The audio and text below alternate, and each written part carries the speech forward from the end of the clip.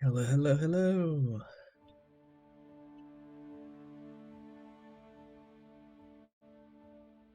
Hi, everybody.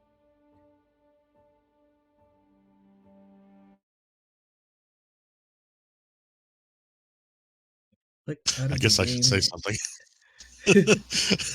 I was waiting for an introduction. I wasn't sure whether to pop in or not. It's all good. It's us, Bunny and Cat. Yes, I was taken off guard by that.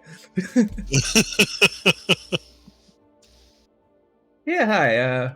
We're just gonna do some Star Citizen and kind of have a chill evening and do space stuff. No narrative, no goals.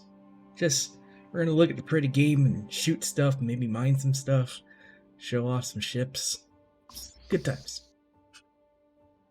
Good times, great oldies. I should probably also address why I'm a floating disembodied head.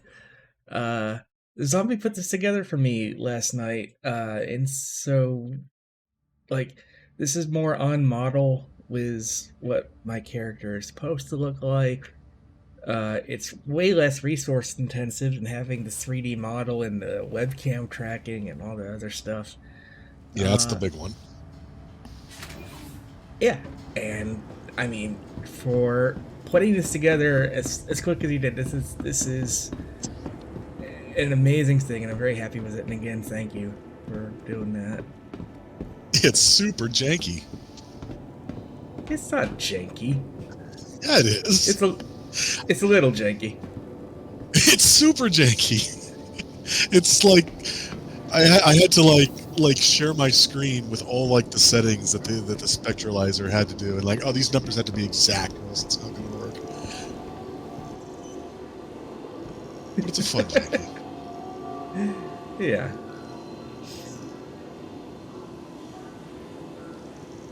So while I showed off patch 3.14 when it was first released, I was wondering why I couldn't hear myself too well. I had noise cancellation on it. Oops. When it wasn't first released, it was still in the test server. It's been released to live now, and as with all things, no plan survives the first contact with the enemy. The enemy being live, so this patch is kind of bug heavy.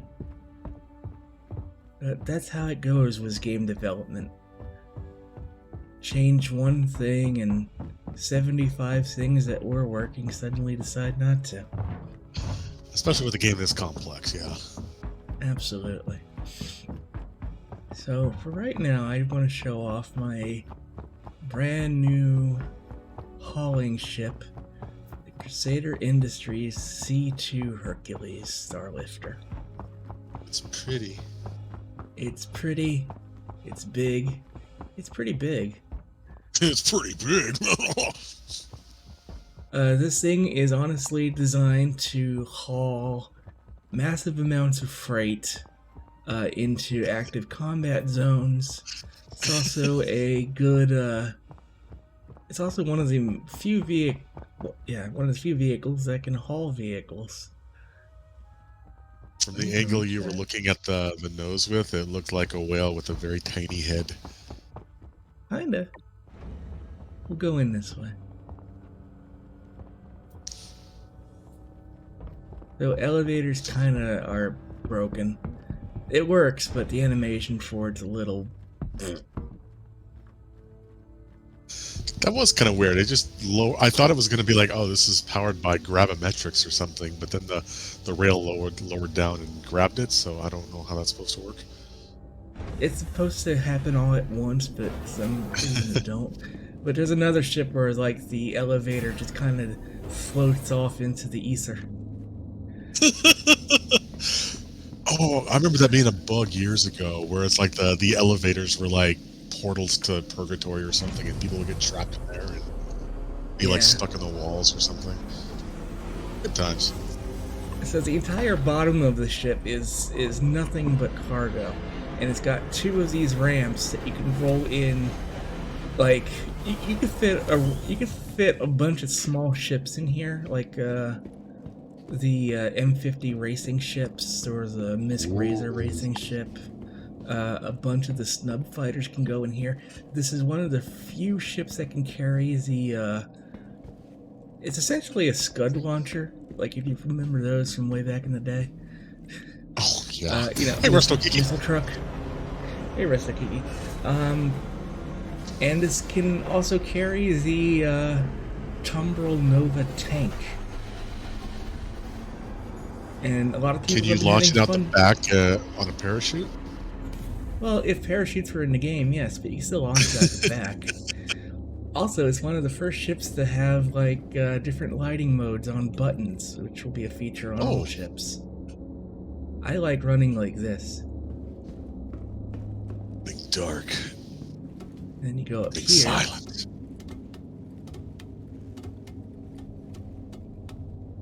Oh, it's right through the porthole. There it goes. And this is the upper deck. So like in each of these, like here's the life support component that doesn't actually exist yet, but when it does exist, you can access it here to repair it. Or here's a storage unit. So when that is working, there's storage, etc. Are these all modular? Yeah. All of these can be pulled out and replaced or repaired on site when those systems are in the game. It's also got kind of a neat original series engineering bay feel, because like when you look back here. Oh yeah, it's like an old-fashioned horizontal warp core. Yeah, I mean it's just a big ass engine. Over here is where the people sleeps. You got a desk, a couple bunks. It's really meant to be run by like a crew of 4 on 2 shifts, but you can run it solo. Got some nice storage lockers. Got the water closet. I don't know how to open the water closet, but I mean you can kind of glitch in there a little bit. There's a toilet. Everybody poops except for you. You're not allowed. Hey, Specs. Also, the neat thing with this ship is when the button works, you can turn off the door sensor, meaning that you actually have to like jam on the button to open or close it, and you can lock the door, so like you can stop people from breaking into the cockpit too easily. Here's a closer look at the back end of things. Glowy. Yeah. And over here is the recreation room. You got neat little seating area with a table, some books. Nukes. Got coffee maker and microwave and whatnot. Oh yeah. Utensils, food storage, TV, more books. Oh, I can just imagine all this stuff rattling around when the ship gets hit or something. Yep. Also now, if you're standing on the ship and the ship gets hit, you get thrown a little bit because now there's like motion force detection and whatever. On this long hallway to the bridge, you've got some more components. You've got weapon storage. You've got your spacesuit storage, and you've got escape pods. And here's the bridge. This just is like so good for like role playing and shit. Even I mean, yeah, you're gonna actually be playing this in the game, but just like everything just feels so good. Also, sorry, Kiki, that stuff doesn't work with 2D avatars. Oh yeah, I forgot to disable that. I'm sorry. We will refund those points as soon as possible. Yeah, this ship is fun, though. Like Right now, I will freely admit that trading is a little bit busted. Please visit Landing gear up.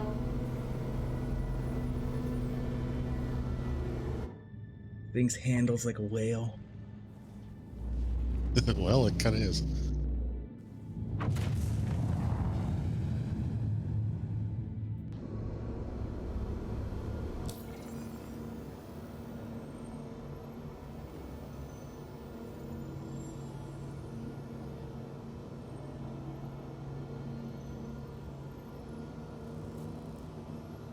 Let's see what we can do.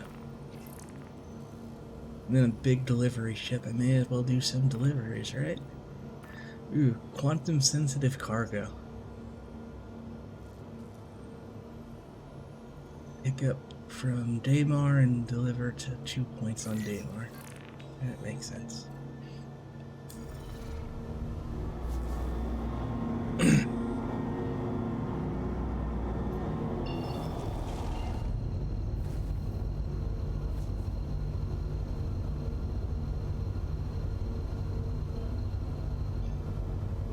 We never got the future was underlit tables. I mean, you can underlight your own tables. Oh yeah, I was going to mention. I think wasn't Microsoft working on something like that, like a table display that was like reactive to touch or motion or something. Oh, you mean the original Microsoft Surface? No, I mean it was like a big table-sized thing. Yeah, they could. That was the original. That was the original Oh. Surface. It was a giant table with a pretty nice display that you could like put like let's say a Dungeons and Dragons miniature on it was a data tag like an amiibo, and it would read it and put all the stats down on the table. Oh, okay. I didn't realize it was called the Surface. So how big is the in-game universe that's available to you? Well, as implemented right now, you're looking at it. 1 star system. Kind of got real big in the front window there. Oh, yeah.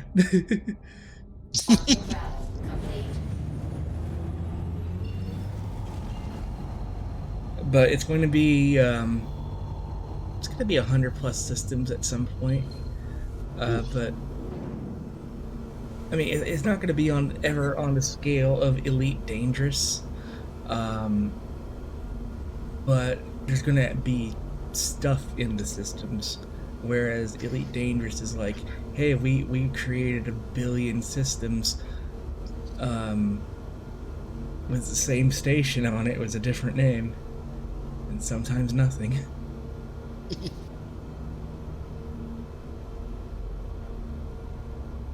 Yeah, but right now it's just this stanchion system, which is 1, 2, 3, 4 planets, each with a number of moons.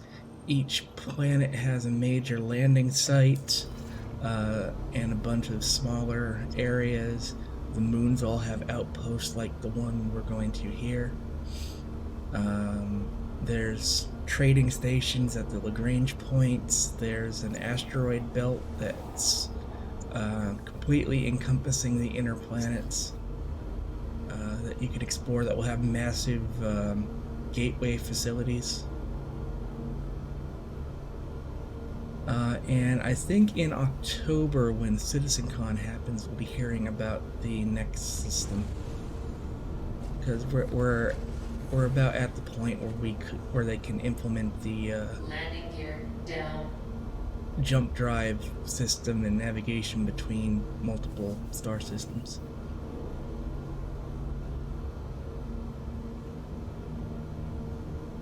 I'm very bad at flying this thing because it is so big, so I kind of forget that things have mass, and if you take a big heavy thing and come in too fast, it tends to want to become one with the ground.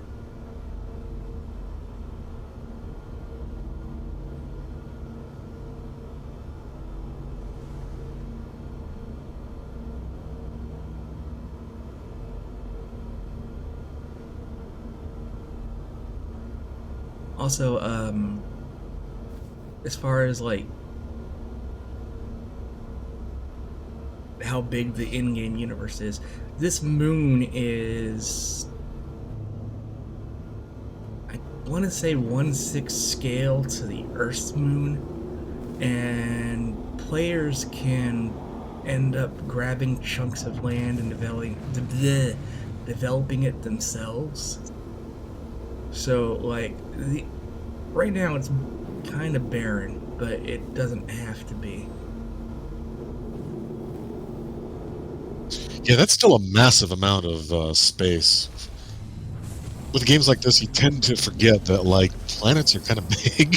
At least I do. You play something like Stellaris, and it's like, okay, I colonize this planet. I've only got so many slots to put these industries in. It's like, it's a fucking planet. It's huge. The landing gear not coming out? Am I crazy? I'm crazy. There we go. And now I'm gonna land and the nose is gonna hit dirt because that's just how this ship is right now. Landing complete. Launch complete. No, don't launch again, land. Okay, it's landed. Computer's nuts.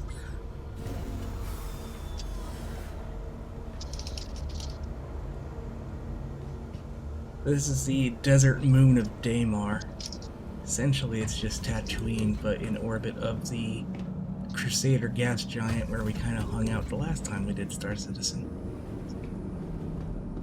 And there was no loading screen, no weird hitch as the game changed modes like you see in Elite.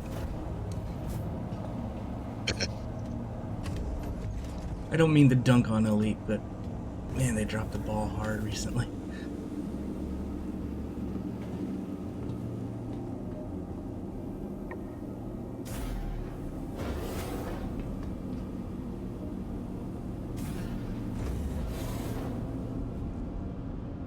Like, Elite This is a lot definitely of fun. the less dramatic way to exit the ship. Oh yeah, Delete's fun. I played a lot of it, but yeah, I mean, it does what it does, and you know, some of it's good, some of it's bad. That's true of any game. Yeah. Like, if you don't play the new stuff in Elite, it's fine.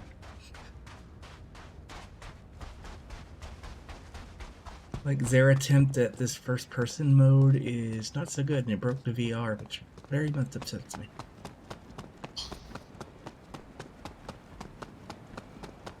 Why didn't you land on the landing pad, or were you too big?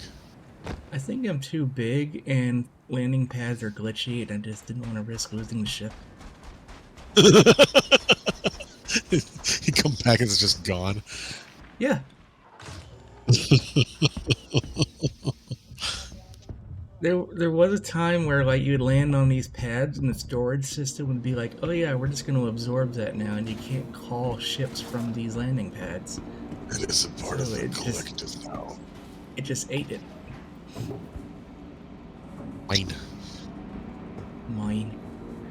So, this happy little package with this horrible warning on it can't be exposed to quantum travel or it explodes, meaning we're going to have to circumnavigate the planet at normal speeds. All right, we're doing a Mandalorian. Yeah.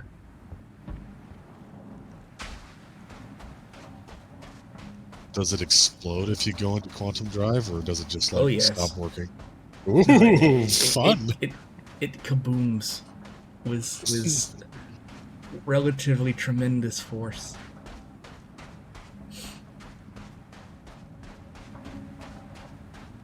I turned off the color grading in the game, so this place is not as yellow as it usually is, but man, it still looks good. I was gonna say it's already pretty yellow.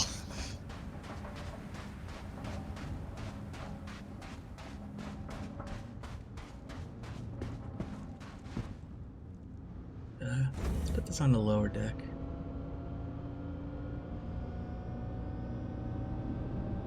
Dilucermex.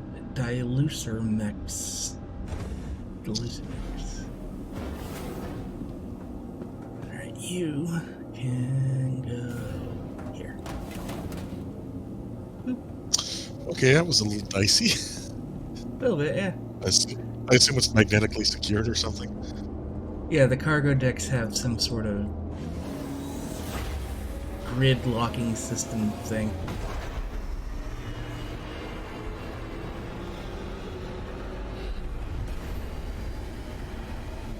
Motherfuckers love the ramp.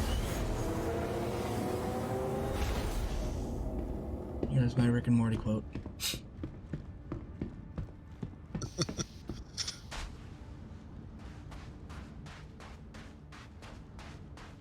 It's a nice, comfortable 43C here, and if it were any hotter, I'd have to wear my hot temperature spacesuit or roast.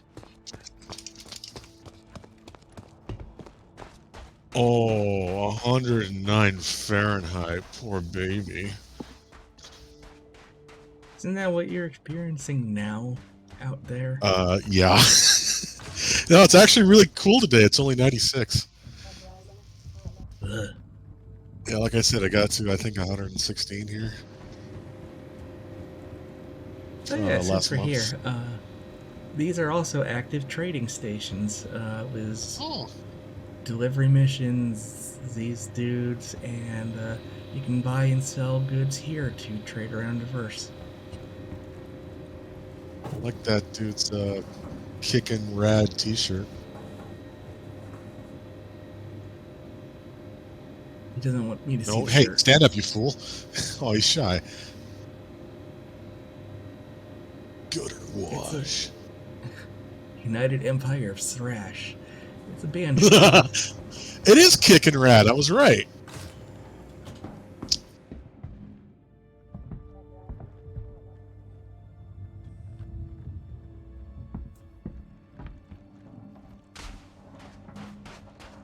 Yeah, this is basically going to be the stream, just random bullshit and talk about space. Random bullshit. It's kind of scary how much the environment team has progressed with this stuff. Because like before, it kind of looked like a repeating textured dirt ball, and now I could put this on a postcard and you'd kind of believe it.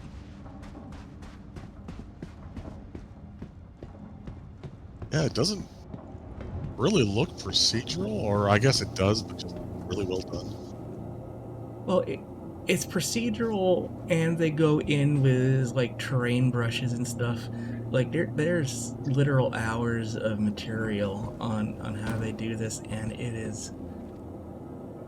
Well, that's dicey. Well, I don't like that. You two play nice. Else we're gonna have to separate you.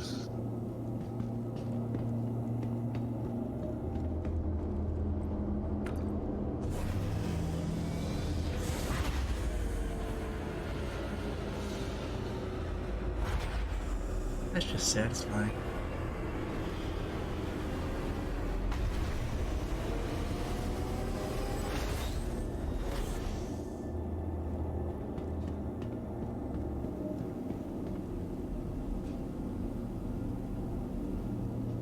Come on. Ben? There it is.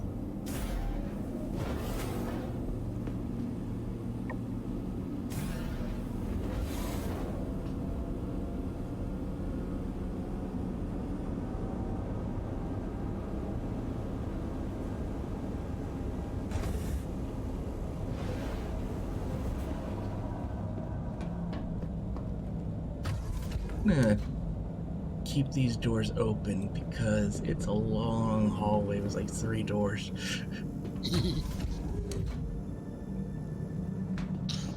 You don't get bored. I would be frankly impressed if I got 40.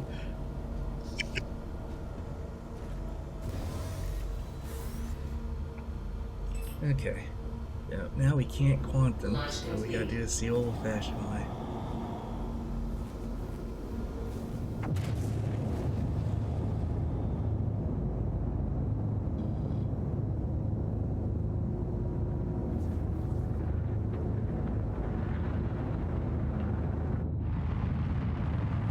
You're up.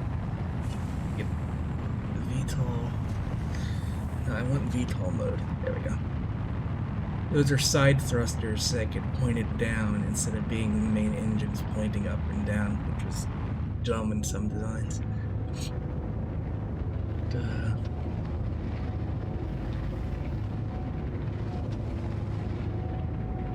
But yeah, wind resistance, drag, and all of that stuff are fully simulated, so that's why the ship kind of has this natural inclination to go up.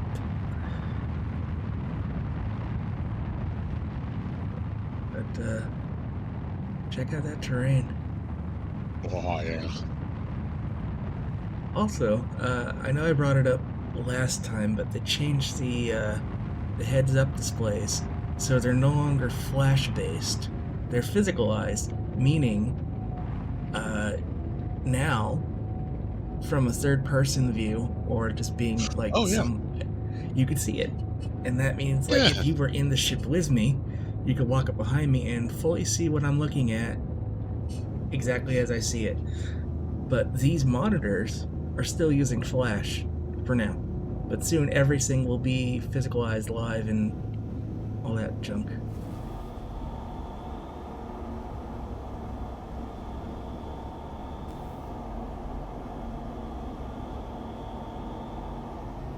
Probably point at where they need to go.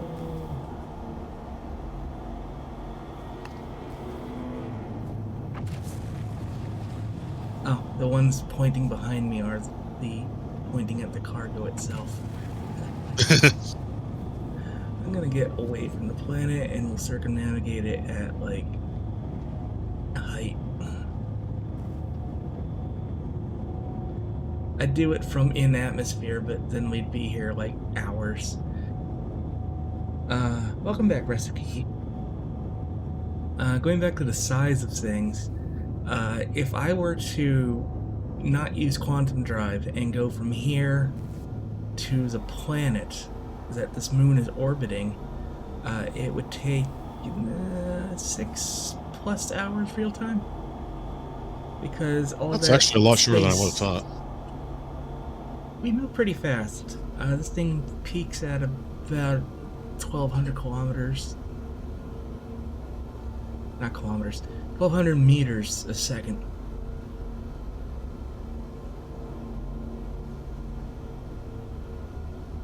And the gas giant's kind of enormous, so that kind of helps. Pizza. Pizza. I miss pizza. I could be eating pizza right now and I would still miss pizza.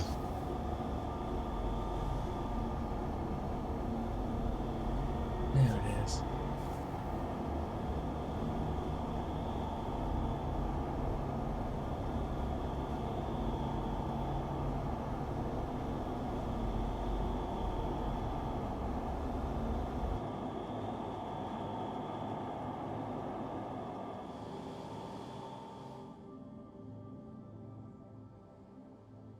Ah, silence. Oh, good. We get some Oh, he's gone to prison. oh yeah, I've been to prison. I've broken out of prison. I've died in prison. I broke people out of prison. It's fun.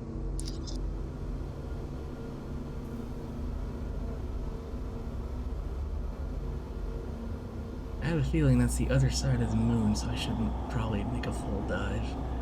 But here's fine. We'll rotate so we can look at stuff.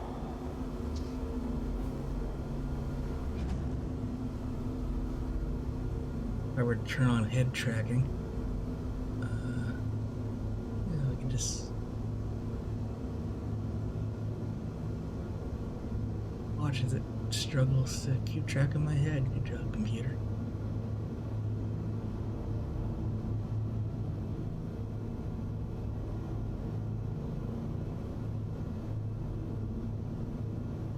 I'm not looking that way anymore.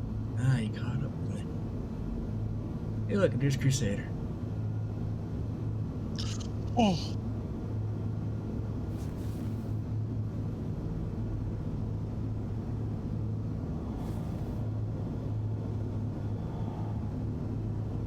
Honestly, I do enjoy these can't quantum missions because you really get to just kind of relax. You can put on a podcast, put on some music, enjoy the view. It's chill. It's trucking simulator without all the work. Yeah. Like, honestly, if you were to ever get Star Citizen, I can see you and me doing this a bunch.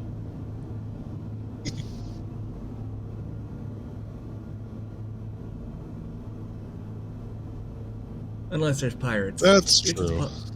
Which is a possibility, but not here. If this were a low security world or something, yeah, or if I get very unlucky and for some reason a player decides to be like, hey, give me your stuff, which has never happened to me, but I've seen it happen. But that's emergent gameplay for you.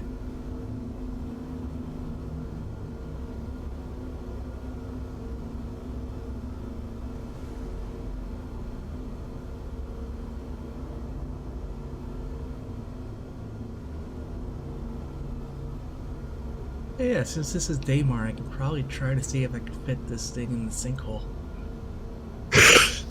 What's the sinkhole? They've added caves that are large enough for ships to travel into. Ooh. The community is a mixed bag. I'll be honest. The majority of players are really nice and helpful, and will, take some time to work with new players, show them the ropes. But you have a lot of people who are here to be toxic because that's just the internet for you. I won't say a lot. There's a vocal minority of toxic people. And you've got people who are here just to hate on the project because I don't know. A lot of people who don't understand that this is currently in development and something like this takes time.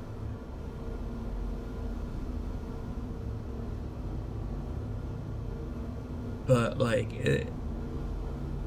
think maybe in the... How long have I been playing this thing?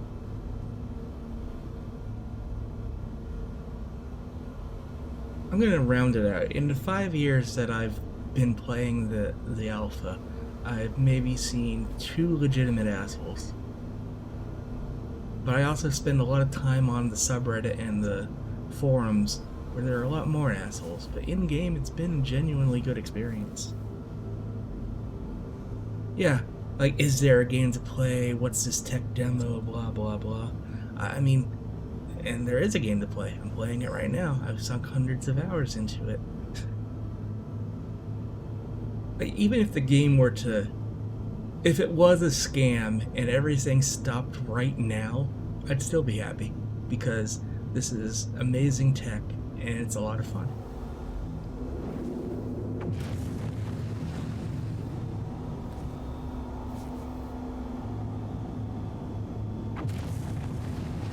Nighttime. I hate nighttime. Can't see shit. You got any kind of augmented vision, like Elite has? I have the scanning mode, but I also have some headlights. I think I turned on. Also, I'm coming in way too hot.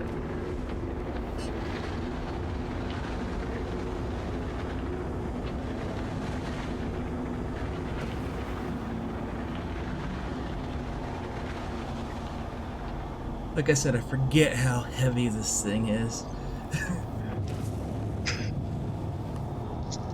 And you are pretty well laden. Those 2 canisters can't be light. I carried them in on foot.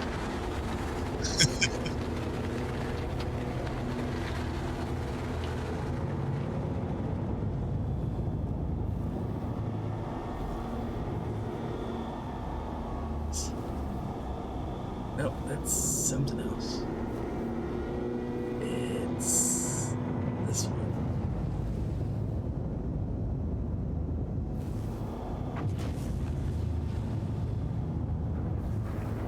Let me limit my speed so I don't do what I was just about to do.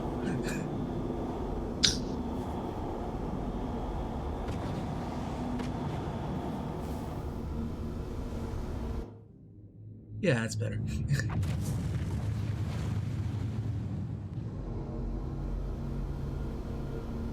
Sometimes no light is better.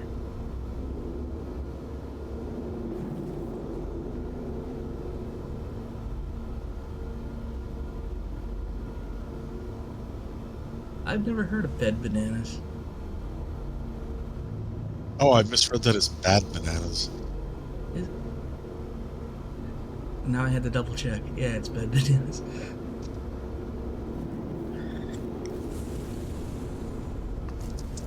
Like There he is on YouTube. The people I watch play Star Citizen are like Subliminal and Space Tornado, mainly because they really know what the hell they're talking about, and when they put out a video, it's not like, man, did Star Citizen do this wrong? Long expose, which is just dude talking. They don't do that.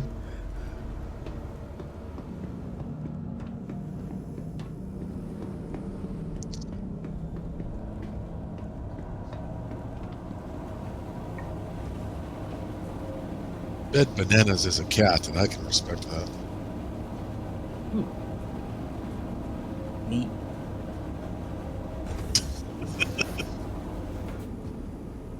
Yeah, there's a large amount of furries that are into this. There was a furry guild that I was a part of, but I don't know what the hell happened to them. I don't know if he's a furry. It's just his profile pictures is like a photo of a cat with like MS Paint eyes and like lips, I think. 433 That's this one. I don't hate cats. Why would I hate cats? No, I love cats. I am a cat. Zombie is a cat. What, you think he's one of those self-hating cats?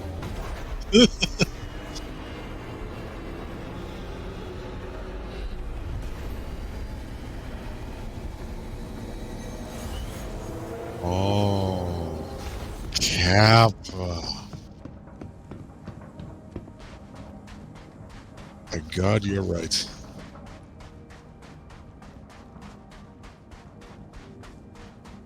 I kind of wish like a windstorm would kick up, because those are fun. Like the winds get so powerful that you can barely walk, and like sometimes if you like hit an angle wrong, you'll trip and fall and get pushed. The winds used to be so bad in some areas it would push ships like as big as the one I'm in. Oh That shit, was that's a bit cool. much.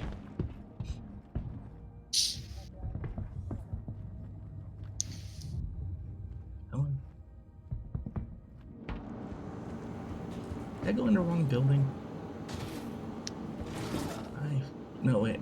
I'm in the right building. There's too many markers, I get confused.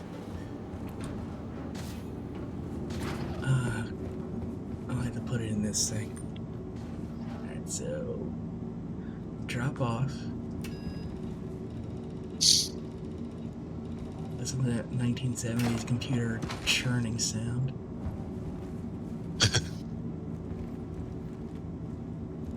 So what actually is this thing? It's a delivery locker. Or the stuff that we delivered. Yeah, no, the stuff that you delivered. What is it? I'm sure it's in the mission text, which I should probably start reading. It was an illegal cargo, I know that much. Accepted.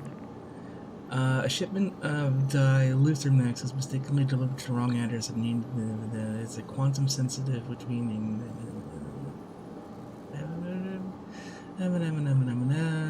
it doesn't say what it is. I'm assuming it's some sort of chemical component for processing something or other, because that's just how everything in this game works.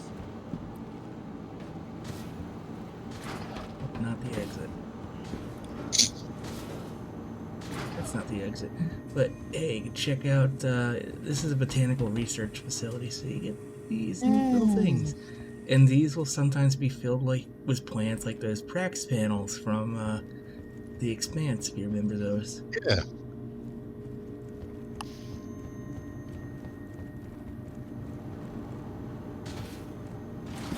Player farming is a thing, or will be a thing. There's a ship plan that has like full biodomes. Oh, cool. Yeah. Like, oh shit, what's that movie from the 70s? Oh shit, it's about like a guy in like this bioship, and he's got these two little robots, or maybe it's three, or just one. I don't remember. And he's like all alone. Dark, running, deep. Ah, fuck. It's gonna be bugging me now. I've never heard of it, and I kind of want to watch it. So yeah, find out what it's called. Also, you'll notice that beep beep beep that my spacesuit was giving, Uh huh. because it was negative 46 out here, and Oh, well, that's really is it does. kind of nearing a temperature where I would need the cold suit. Yeah, I found it. It's called silent running. Uh, In the future, where all flora is extinct on Earth, an astronaut is given orders to destroy the last of Earth's botany, kept in a greenhouse aboard a spacecraft.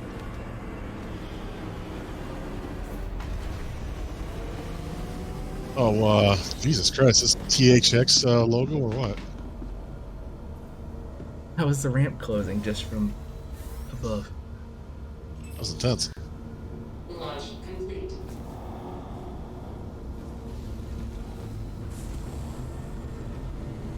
Okay, now we go on. Hey, sunrise, Landing gear up. sort of. Do they not That's still have also. THX logos in front of movies? I think everything is Dolby now. Uh, I haven't seen THX in a long ass time. But the neat thing was, wow, the sunrises and like atmosphere and all that. You know how the sky is blue because of light and you know the process. yeah, So yeah, yeah. that came naturally in this game based on how they did the atmosphere. Oh, no shit. That's cool. This is blinding, but it's pretty.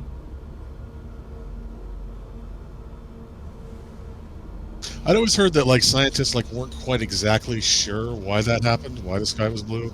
There's like a bunch of different theories that all have to like work together to make it happen. Yeah. That's cool that it happens naturally.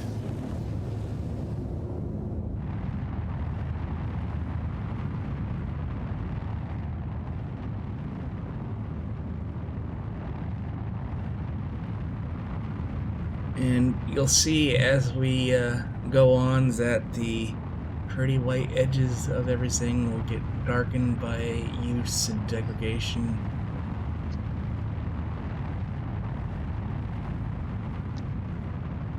And eventually, like, if you keep a ship out very long, like, it'll just look like a rust bucket, and you'll have to get it cleaned. And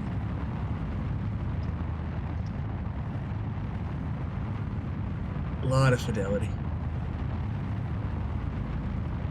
And kind of, oh yeah. So this was a military spec ship. This little square was where a turret would have gone if I had picked that option.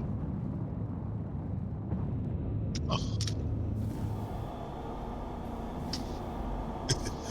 Here's a trailer for Silent Running. It's got some surprisingly good set pieces and wins.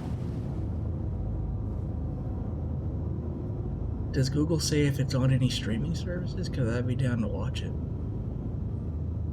Let me find out.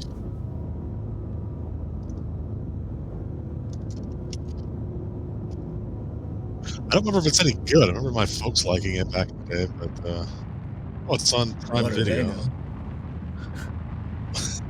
Well, so it's one of those things where it's like you're a little kid watching this. It's like, well, I don't know if this is good or not. And you know, sometimes things aren't, and sometimes they are. And I mean, you know, this is a movie that like no one has talked about in 40 years probably, outside of like my parents. But it looks interesting. But yeah, it's on Amazon Prime.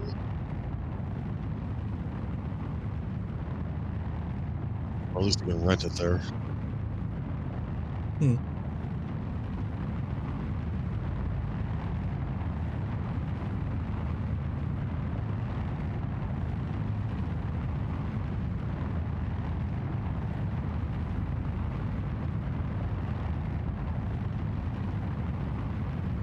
God, that looks good.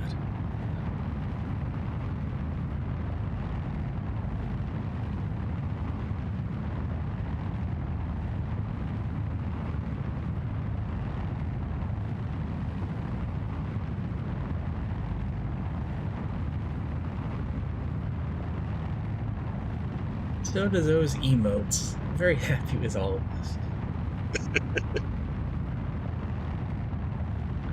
Like, a year ago, I never thought that we'd have emotes or any sort of following, or that we'd do over 750 hours of content. It's mind-boggling looking at it all now. And I'm honestly really grateful for all of this. Yeah, me too. It's cool how I know I've said this before. It's not something I would have ever done myself, but I'm really glad you like talked me into it. Well, thanks, Resto. Okay, going the right way. I mean, technically every way is the right way on a planet, but... I wonder if we'll pass over the wreckage. There's a crash capital ship that's been on this moon since, like, the beginning. Is that a lore thing that was put there by the developers, or something like that? Yeah.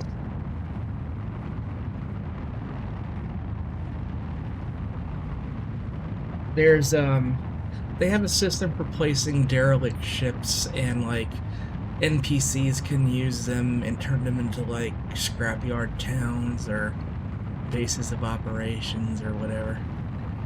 And when the full physicalized ship damage system is in, I guess I should explain. Right now, your ship has a hit point pool, and when it hits 0, kaboom, and it's vaporized.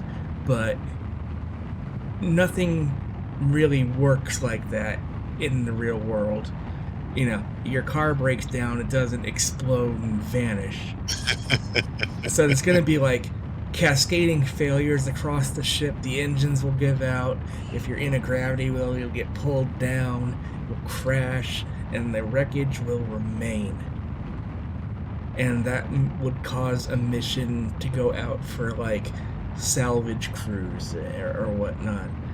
But I'm imagining a situation where like a bunch of players with maybe too much time and money crash all their ships and turn it into like a mega town or something. That'd be cool. Now, in lore, in one of the systems, there's a space station that's just made of the combined wreckage of hundreds and hundreds of ships.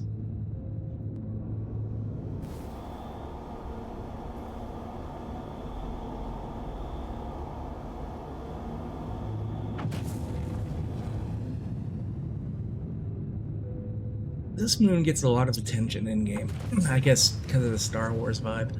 But there's a player-made event called the Daymar Rally, where people get out their ground vehicles and just, you know, they pick 2 points on the globe and race. And usually that involves weapons, and it's very Mad Max, and it's actually officially part of the lore now. Cool. On one of the ice moons, there's this really big bowl-shaped crater, and that was used for a destruction derby, and that's kind of becoming an ongoing thing.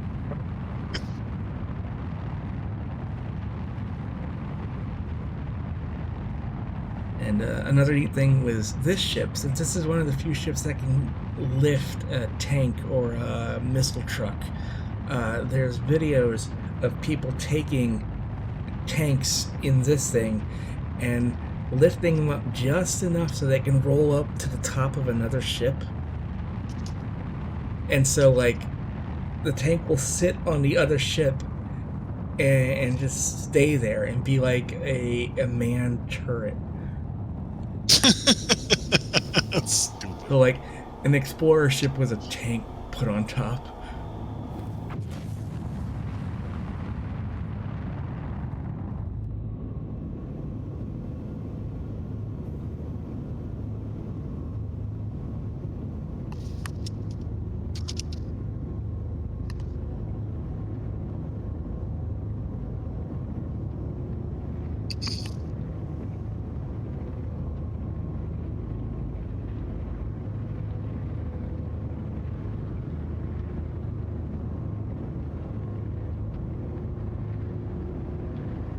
They use bikes put into a ship to fly from the ship to asteroids to go from the asteroids. Oh, Ooh. cool! He does that stuff. Yeah, that's fun. Boarding ships is totally a thing, and like you can board NPC ships, which is difficult, but it also leads to some amazing cheese. Like there's a gunship called the Hammerhead, which has like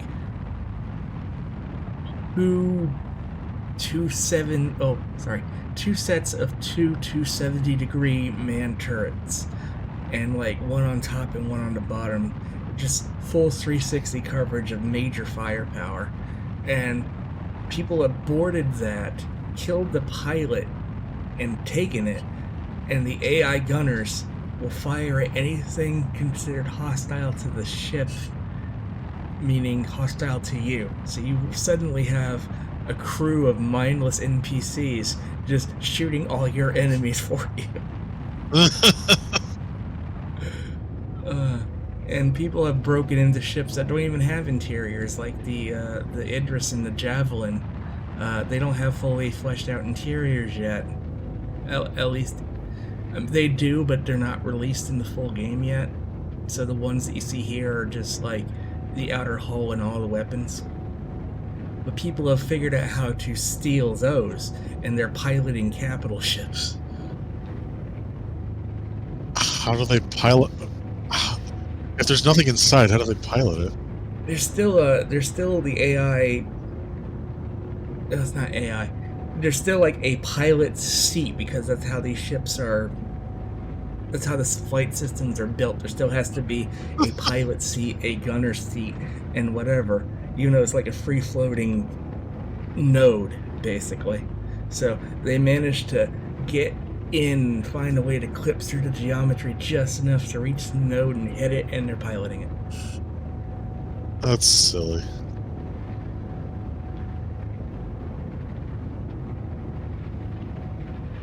I mean, it's definitely great for alpha game testing, because one, you learn that's an exploit that could happen, and two, the players are going to do shit with that capital ship that you never even dreamed of having the AI attempt.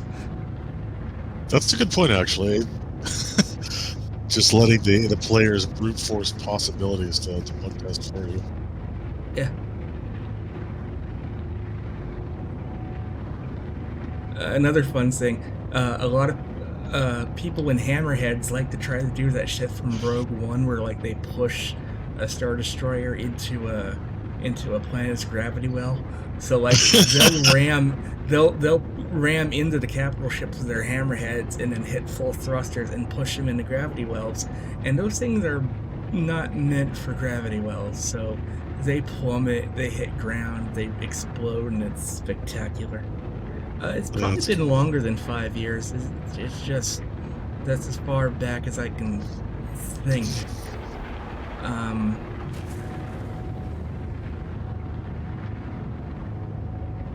mean, the game's been in development since 2012, but saying in development, 2012 is when the pitch came out, and it was like a visual tech demo and some notes on a napkin.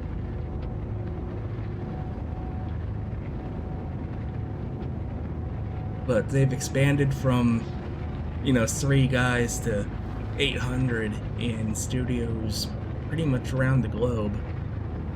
They have a a studio in Montreal that's entirely dedicated to just building planets and systems.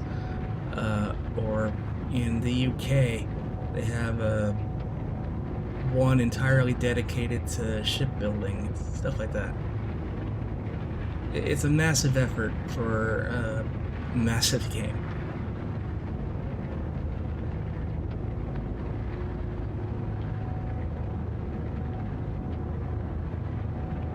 We're almost there.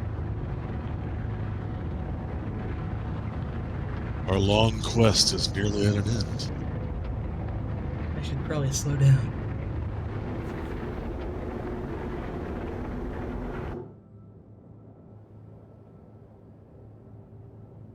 We're just in the kind of the fine sands area.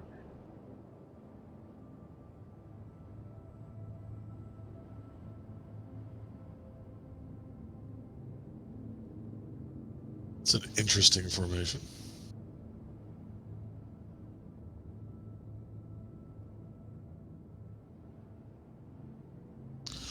Oh man, favorite book.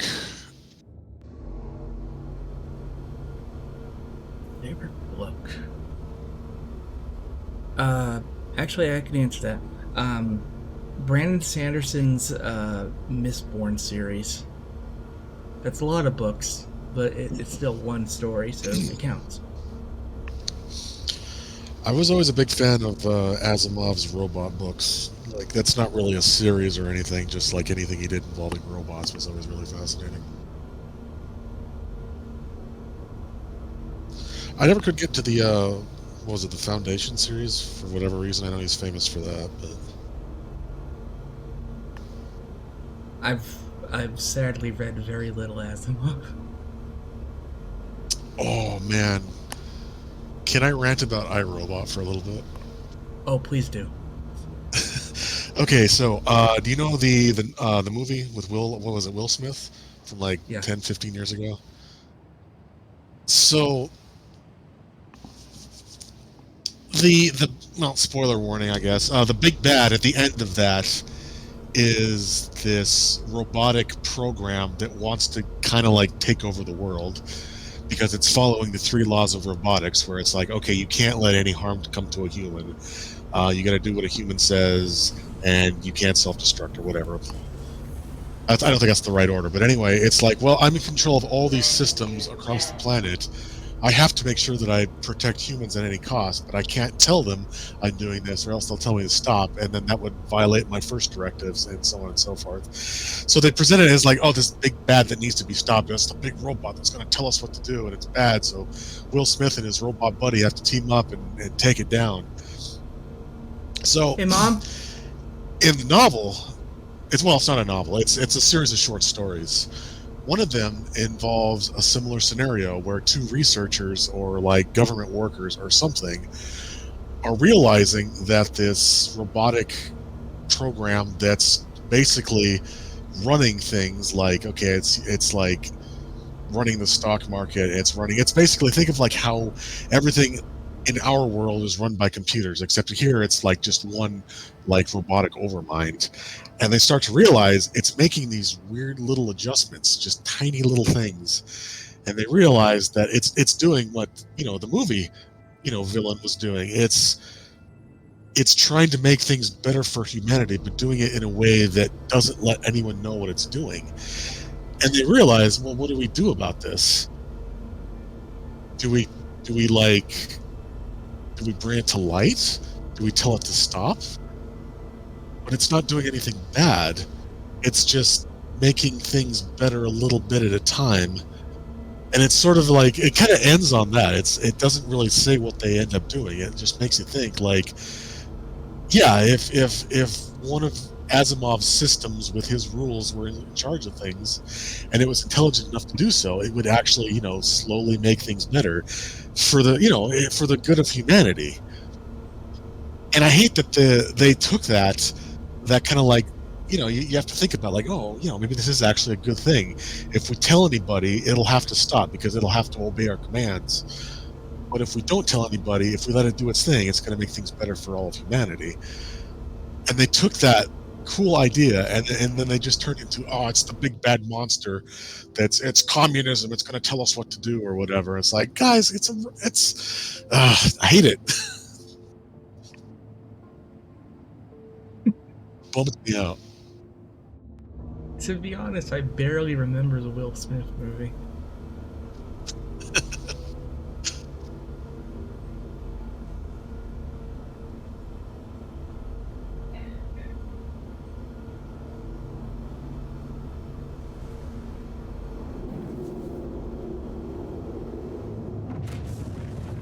Well, I mean, that's kind of a Hollywood model. Nuance is very hard to find in a lot of films. People want people as a group as a whole, I guess, as a generalized concept, want, you know, hey, look, the hero is fighting as a big bad, because that's Yeah. just how we understand stories. I want to say that Bicentennial Man was a pretty good adaptation, but it's been a very long time since I've read the book, so I'm not quite sure. I enjoyed that movie. I haven't seen it since I originally saw it, but I remember it was a bit of a tearjerker.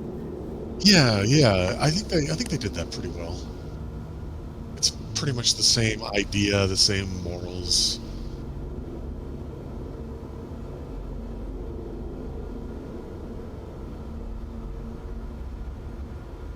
There was another good series. I think the first one was called, I think, Caliban.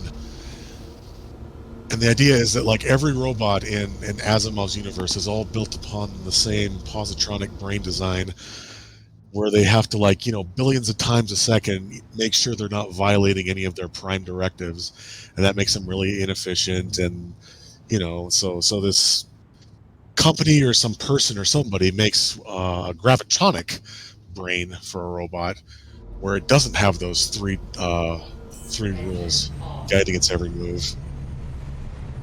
And the story is kind of like, I forget exactly what happens, but like Caliban like escapes or something, because he's kind of like his own, free-willed person. He doesn't have to obey these rules that every other robot does, and because of that, he's kind of like feared as a pariah, because he could hurt someone. Robots are literally incapable of hurting people, so it's like, oh, they're safe. They'll obey my instructions. They won't hurt me. Here's this robot who won't tell him what to do. Who won't let me tell him what to do, and it's like, oh, people are like terrified of that. But he's not a bad robot or anything. He's perfectly fine. It's just like he's not bound by those rules, so people fear him. And I remember the second book in the series involves the planet they're on. This colony is something. There's some kind of disaster like waiting, like a climate disaster or something, and the only way to avert it is to take this asteroid that's like orbiting nearby and blow it into a bunch of tiny little pieces, and then have them hit in a very specific spot, or like set off nukes or something, to create a channel for like water to flow from one ocean to another, or something like this huge, massive, like incredibly dangerous terraforming project. And it's like, okay, so we'll bring in a robotic mind to try and figure out how to do this, because it's a difficult problem, and then we'll also bring like a standard computer to try and work out everything. And in Asimov's world, computers are kind of like emotionless machines, whereas robots have like personalities. And the robot mind can't do it, because it's like, well, this is too dangerous. It might hurt humans, and the computer is like doesn't have the spark of intelligence to do it. So Caliban has to do it himself. And I don't know. It was an interesting idea, just kind of taking the three laws and kind of putting them on their head.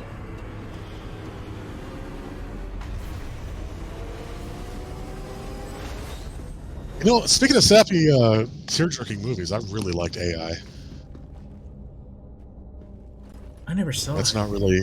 Oh, have you not seen it? Oh my god! Oh, we got to put that on the list. Yeah. That is a. It's not a good movie, but it really hits you at the end. It just, holy fuck! It is just, oh my god! I can't watch that without crying. It's so good.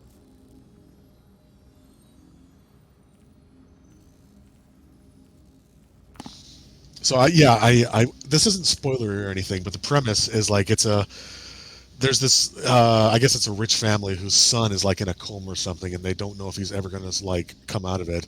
And this company is like, well, hey, we can get you a replacement son. This is the future. We've got robots now, and here's David, I think his name is. He's a little robot boy, and he'll be your son, but you just got to imprint on him. And yeah, stuff goes off the rails from there. But Thank you for getting in touch with me. My husband yeah, recently died AI in is orbit really, under oh my Covellite god, Station. But the I can't company even is think releasing about it data without just like, oh humans my god, unused fuck me because running. they say he was at fault. It's ridiculous. Yeah, The movie let that me is put on the earmarked for list. my That's husband. that's something we got to watch at Progress some point. followed, and it's all in the past. I want you to go to the Covellite Station and send me evidence that my husband is innocent. Landing gear But even if you off. find out that he isn't, you'll still get paid. Yeah, I've seen up to like season 4 of BoJack Just Horseman. follow the truth.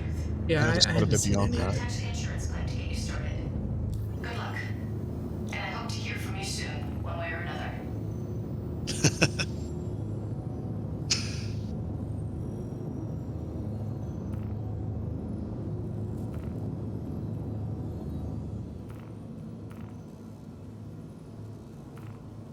Can't wait till they replace this map.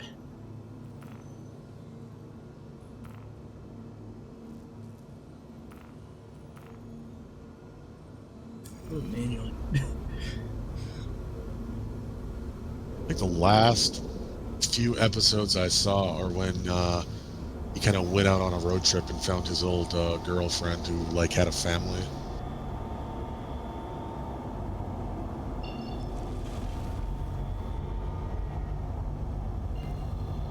What's that? Was that your marker? Oh, okay. That's just an orbital marker. Yeah. Quantum travel. I want to get Engage. around the planet to Quantum get to travel a complete. proper trajectory to go to where I need to go.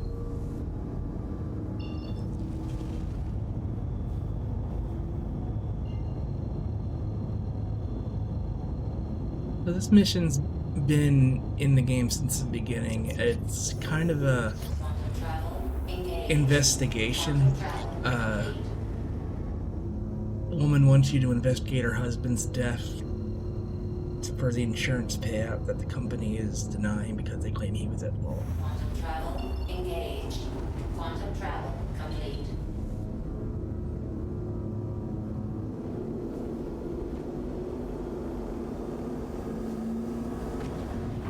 This was a shipping station.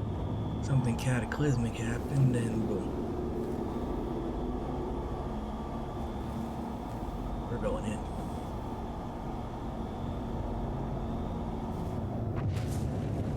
Get where the Does landing anyone pads smaller are. than your ship? Oh, maybe not. It's perspective in space is hard. It really is. I can't. I mean, this ship is too big for those landing pads, but I'll just sit next to it. Okay. What? Ooh. Don't know Oops. why we just listed off to the left there, but. Oh, it's my joystick. Joystick is jammed a little bit. Come on.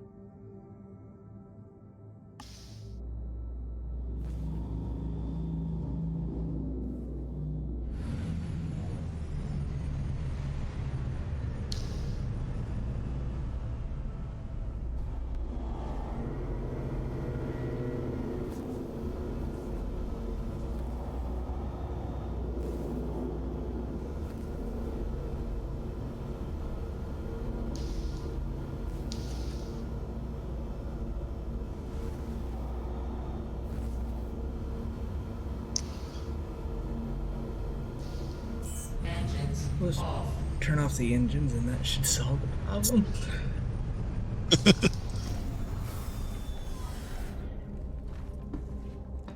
Okay. So yeah, we're doing an insurance investigation. We got sent some information. As you know, we've been investigating your beneficiary claim resulting from the loss of Darnell Ward. We're starting to inform you that after careful consideration review, our investigation has revealed that he cause the law that the cause of loss is not covered by the employee policy provided by Covec Shipping. Results from the insured's alcoholism or addiction to drugs or narcotics, or results from the insured's participation in a felony riot or insurrection. The preponderance of the evidence collected at Covec Station and witness statements indicate that the insured was intoxicated to the point that he lost normal control of his mental and physical facilities, and that his intoxication was a contributing cause of the accident.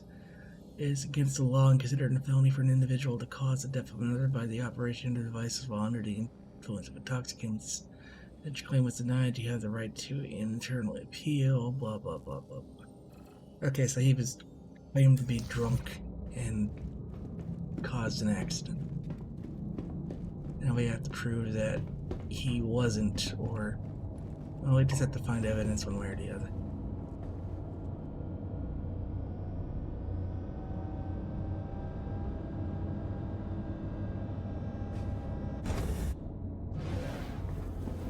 Wish this thing had an EVA door.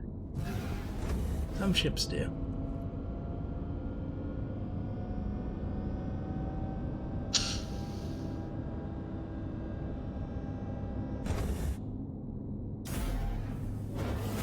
But for this, we'll just ramp.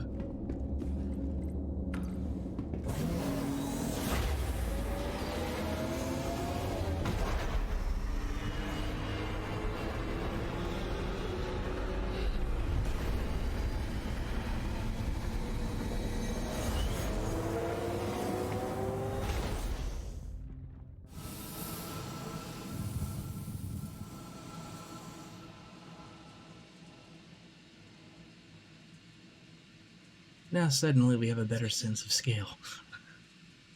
Ooh.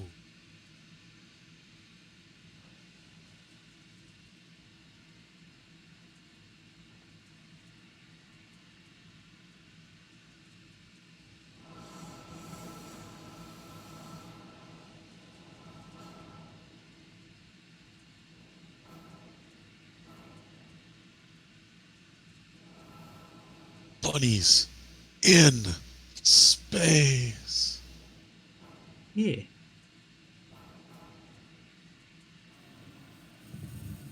I don't think the gravity plating on the landing pad works. Let's see.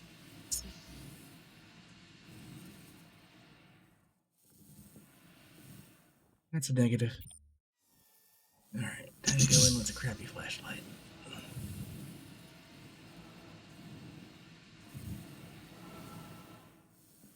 So right now everything is just kind of me moving with little what the hell are they called in real life? Like the little jets. RCS thrusters? Yeah. Door's locked.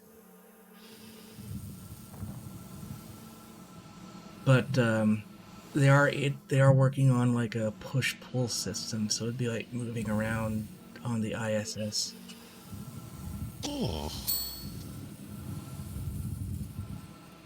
Going through this broken shutter.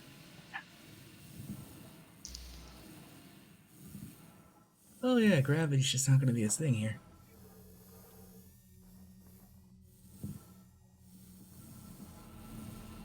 I should hope not. I mean, the place still has power, just not to the gravity systems. A new message is pending. Hey Darnell, it's Runnin over at Corporate Ops. Give me a shout back when you clock in. Just wanted to follow up a bit on the distro issue. Talk to you in a bit. Bye. Darnell, Runnin again. Still need to sync up about the power distribution problem. Where are you, man? Getting tired of waiting, Darnell. Call me.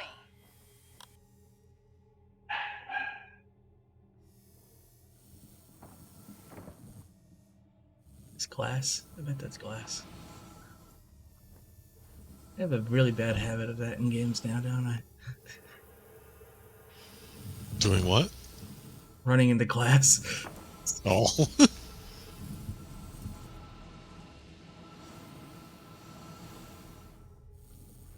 Dog goes bork. You do.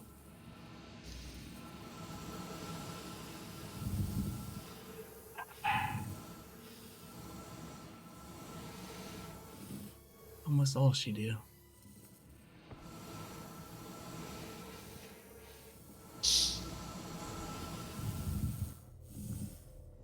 Look at all the debris.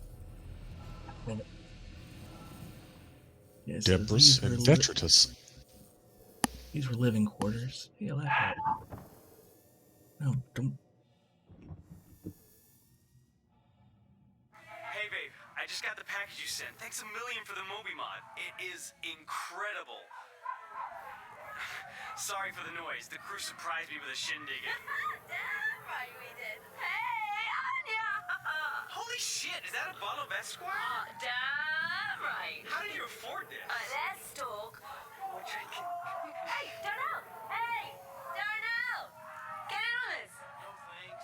Oh, come on. Jeez, Darnell, look, just one. Maybe a sip. There we go. Bye, Anya. Let's go. Darnell, one more. Hey, look, I'm gonna get back to it, but let me know how your dissertation's going. Anyway, I love you and I miss you. Thank you again for the present. Bye, babe. So it sounds like they had a party and they got him drunk. Why are subtitles not enabled? I apologize for that.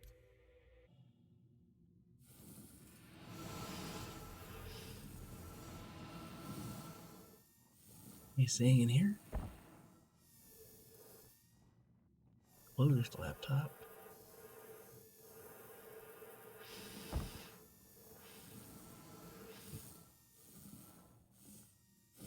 Oh no, Big Benny has died. No.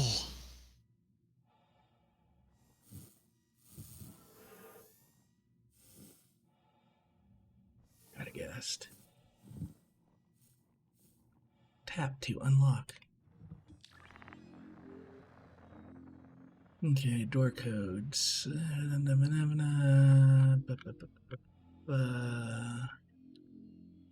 Code is on file. Whose hab is this?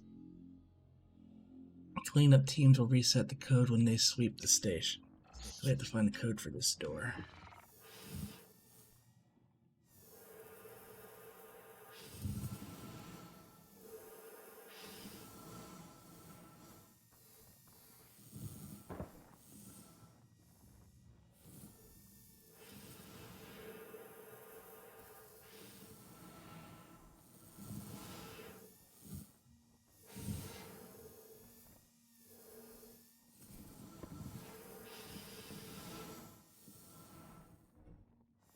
Again. Pips.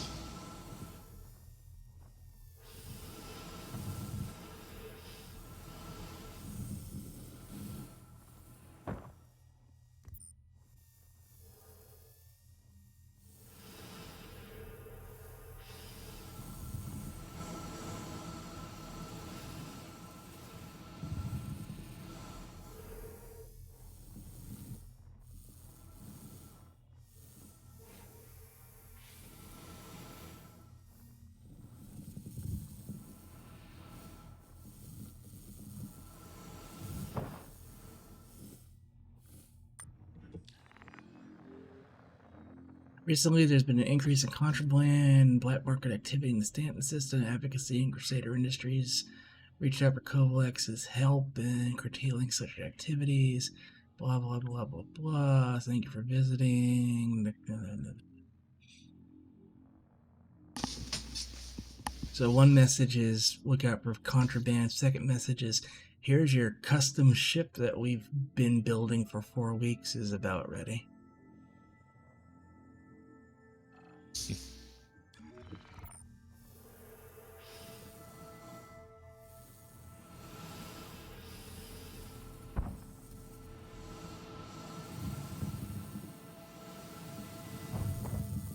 Ow, ow, ow, ow. Get in here. Can I do anything with this panel? Login required. Place fingers on keypad for verification.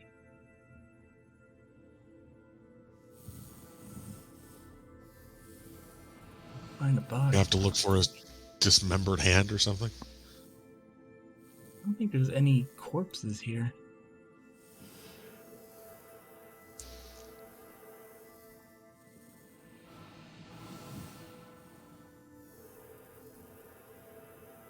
Let's check out the cargo bay. Ooh.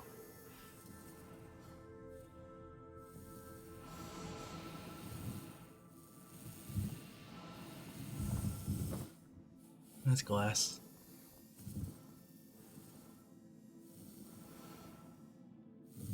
Still glass. Maybe glass? Glass.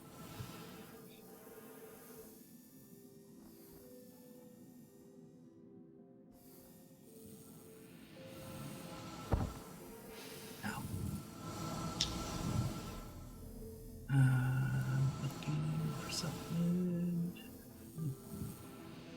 Oh, that's where we came in from. That's the glass I tried to go through. That's the exit. It has my face print on it still.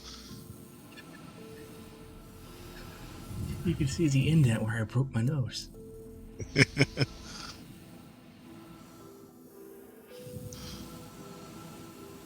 Alright, what we got here? We got a locked terminal, a hallway out.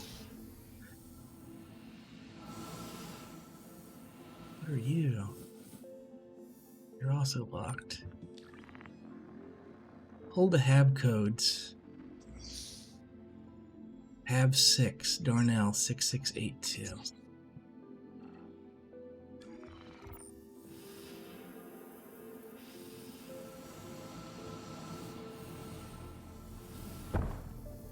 Ow.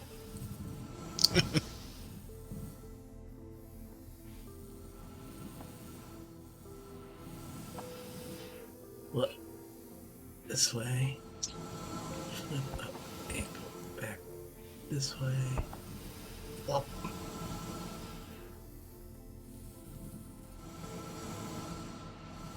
And push-pull would help so much. Does this have 6? Yep.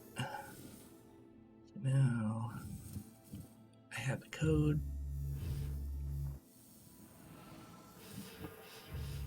What's in this? Dr. Colby said I shouldn't get too down on myself if I stumbled in my treatment, but I can't bring myself to believe him. I know I could probably just sleep it off, wake up tomorrow, and commit to starting fresh. I don't know, something feels wrong about that. Wrong not telling you. Okay, so he's talking about being drunk.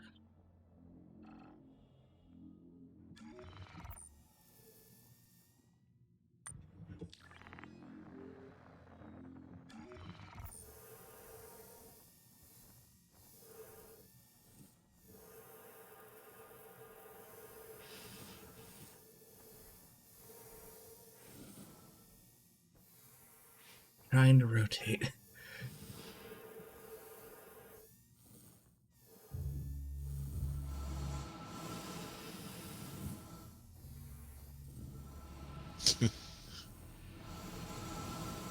It's like I'm really playing Descent. Kinda, yeah. Ow. Ah. Can I open this?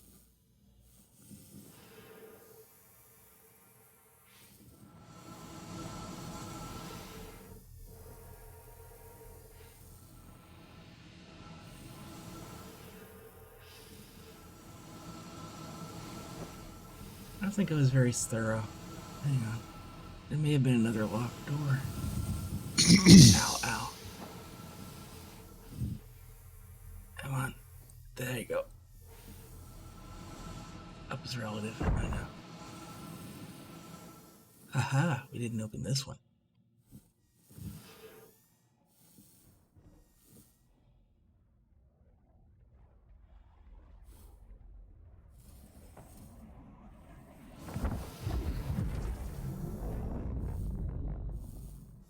Sure wish it led me.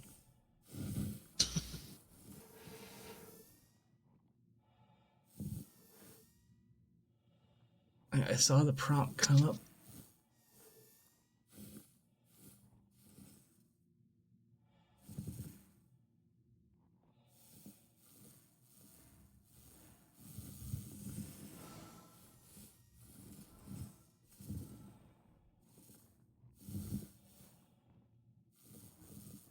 Oh, yeah, yeah, I saw it. I saw it. I saw it. Why do you have to be so precise? What the hell? Not as equipping my sniper rifle. Also, since the sniper rifle's here, check this motherfucker out. This is a lightning gun. Eat. Check out that reload animation. Like, watch the barrel. Ah, cool.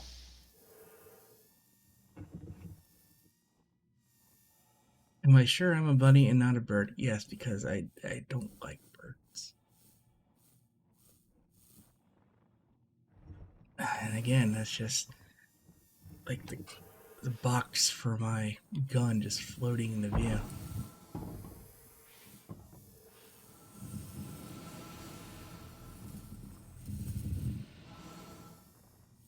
Hey, babe, I just got the package you sent. Thanks a million for the Moby mod. It is incredible. Sorry for the noise. The crew surprised me with a shindig. Right, we did. Hey, Anya! Holy shit, is that a bottle of Esquire? Damn right. How do you afford this? Let's talk. There's a server bank somewhere, if I remember correctly. I'll go check that. Darnell! Get in on it! Oh, come on! Jeez, Darnell, look, just one. Yes, there we go. Bye, Anya! Let's go. Darnell, one more. Hey, look, I'm gonna get back to it, but let me know how your dissertation's going. Anyway, I love you and I miss you. Thank you again for the present. Bye, babe. Next thing I can do is this terminal. Next thing I can do is that terminal. I keep hitting the glass. Yeah, it's. I think I got bird eyes. It's future glass. It's so transparent you can't even see it. Yeah, I'll go with that.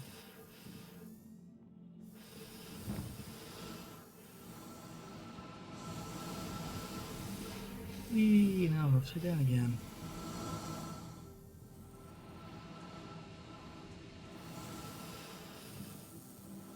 Oh wait, there's a lift here.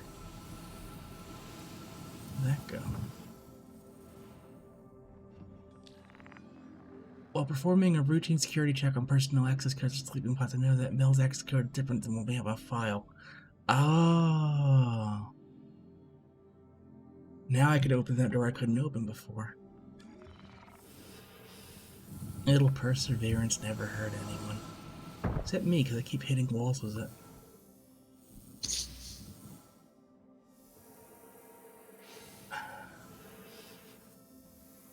Uppies. Go uppies.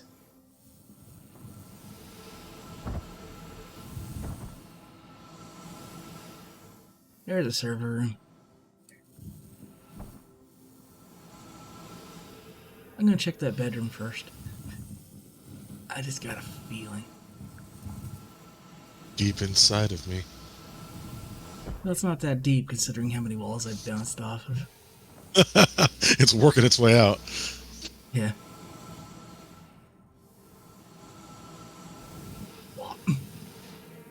My legs. I hope I knock myself unconscious, because that's just funny, because you just ragdoll.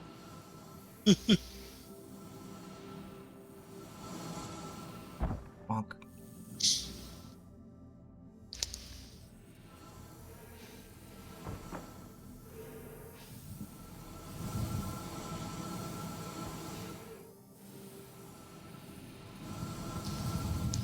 Flop.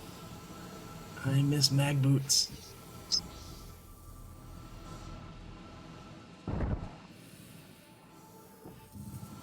Okay, now we have the proper access codes.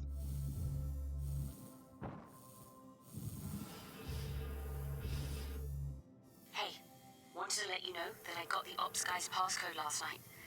Took a whole damn bottle of Esquire to do it.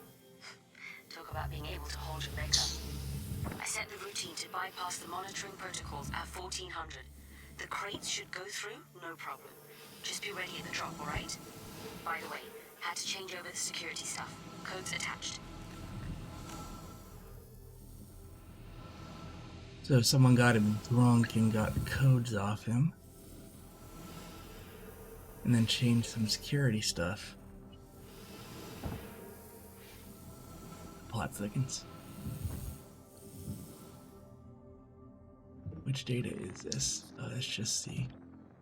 Your ship is ready.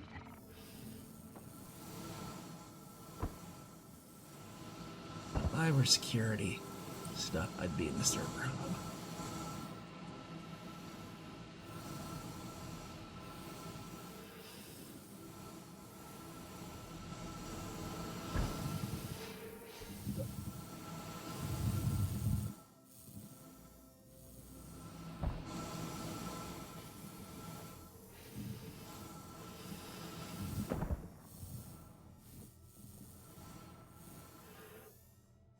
Hey, Race, it's Darnell. Where the hell have you been? Your shift started 3 hours ago. I know. I'm sorry. I did a breakdown of the current power flow for the station, and it's looking like I'll need to run a stress test on the whole system to see where the runoff is. Okay. Hey, just be careful. Will do. I'll keep a close eye on it. Sounds good. You sure you're okay? You sound terrible. Yeah. It was Scott's birthday last night, so we were all up a little later than we should have been. All right. Let me know when you're finished running the test. Will do.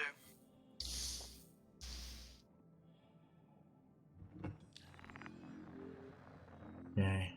Mobic Connect retrieval system.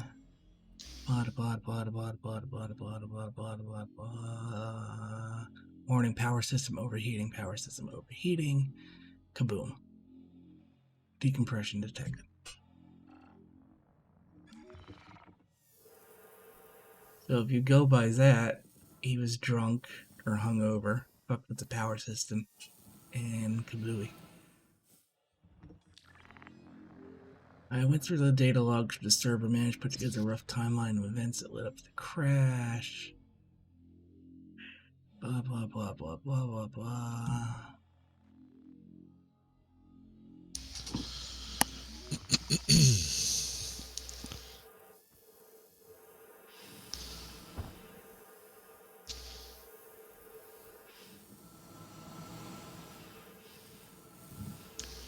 Ow. Just checking to see if there's no more access points up here.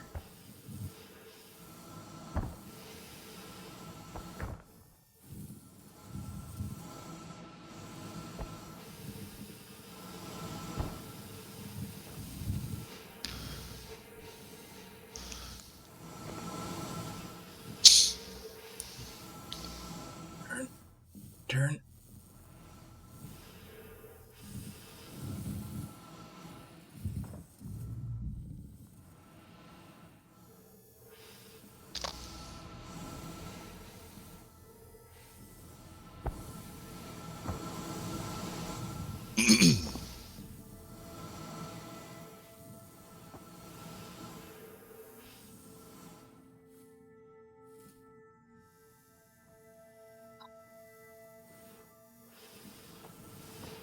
I think that was every terminal all over this damn place.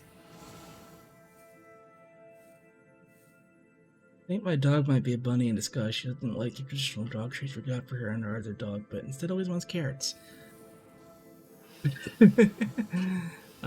Dogs are weird creatures. And carrots are delicious. Carrots are delicious. Rabbits technically aren't supposed to eat them, at least not en masse.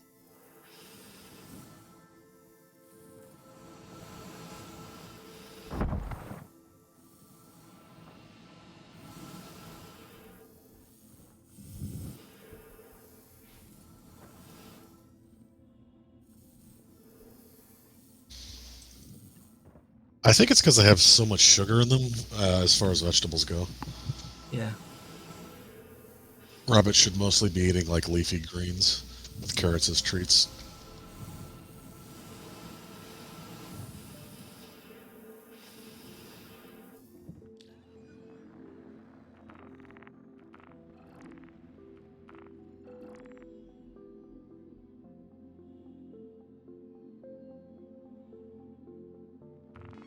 I wanted to let you know that I got the information you sent. And if what you found is true, I owe you a very big thank you, and Kovalex owes me and my husband an apology.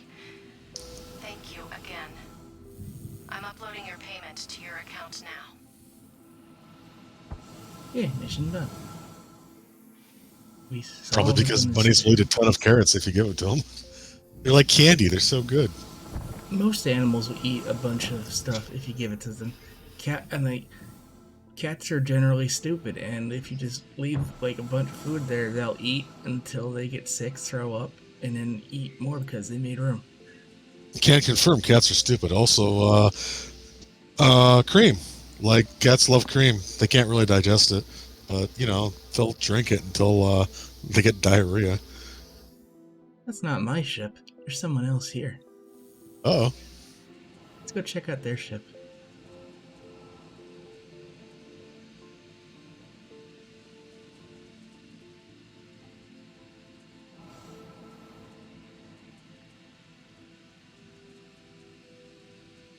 I'm sure it's fine.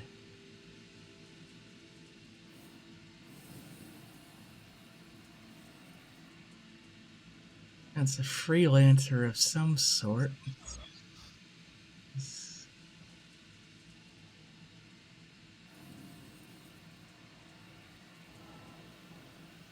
That's your basic build freelancer.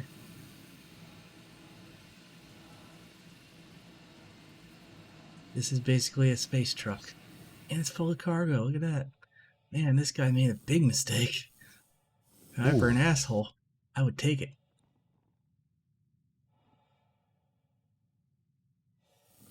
Maybe I'll be an asshole.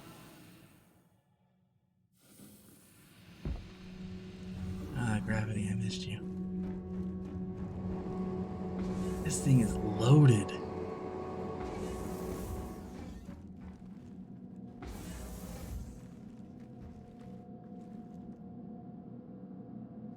I better not. That's just mean.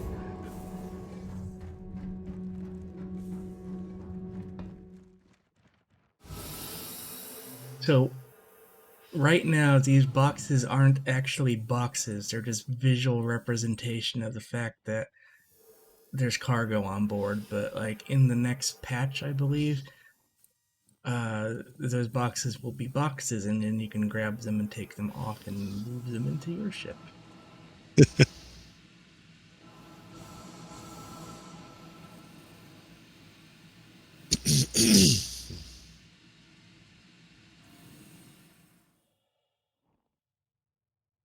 My ship is moving. it's not being jacked by somebody.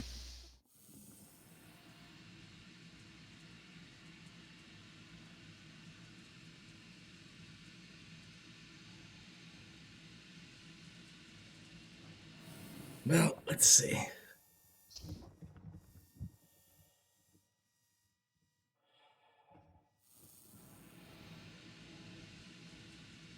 Time to make friends.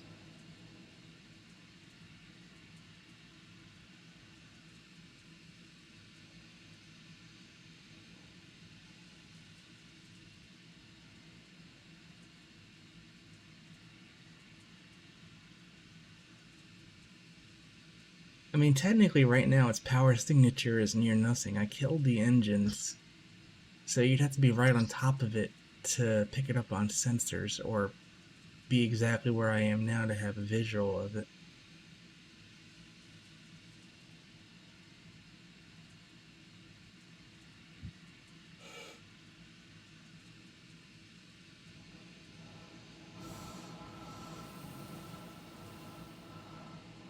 It would be funny if someone were trying to jack it.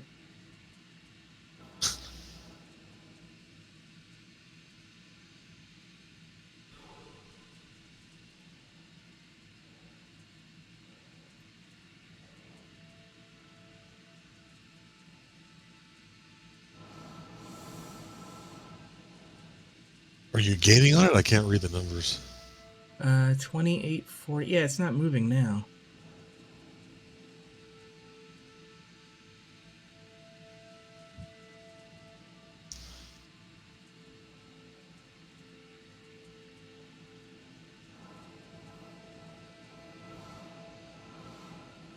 Oh yeah, for those people who are good at sniping, there are controls to like set the zeroing in of the scope and whatnot. I don't know how to do all that shit. Like wait and shoot.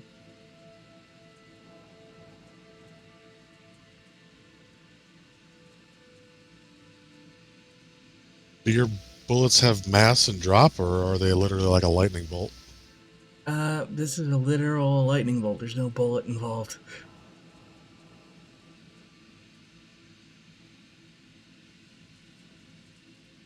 But if it were a projectile, then yeah, I'd be affected by mass, gravity, etc., etc., etc. Can I land on the gas giant? Yes. In fact, we're going to do that next. Once I make the 2-kilometer trip to my ship. We appreciate distance until you're out here without the ship.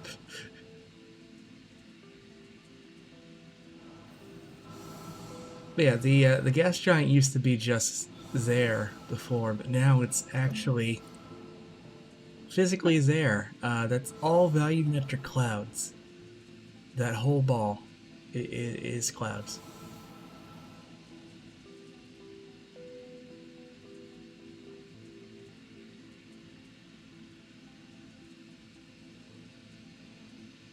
And it's 1.6 times the size of Earth.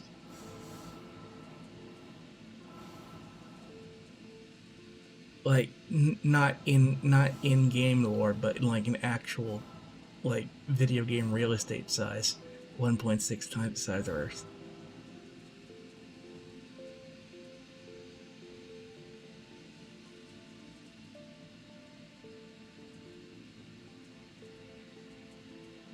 You know, I'm gonna cheat.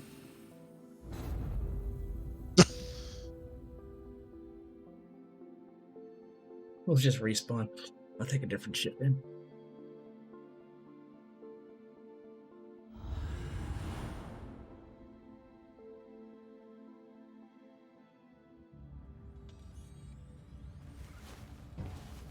Won't be a thing in the full game because they do have like death penalties and perma-death-ish systems. But for testing purposes, it's fine.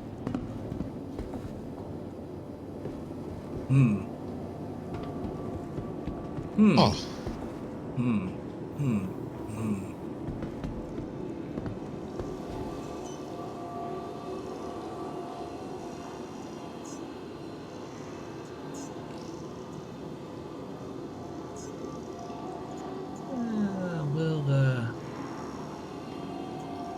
We'll take the Shrike.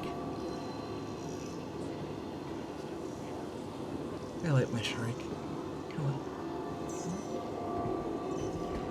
D2.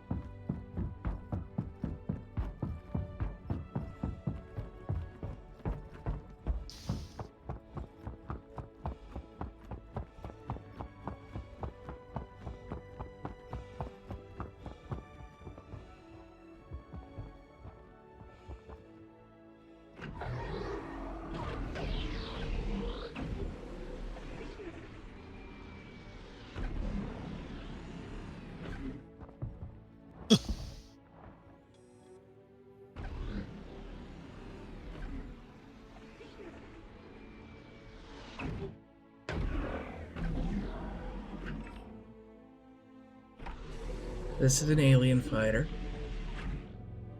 You'll notice it has no cockpit, or no glass.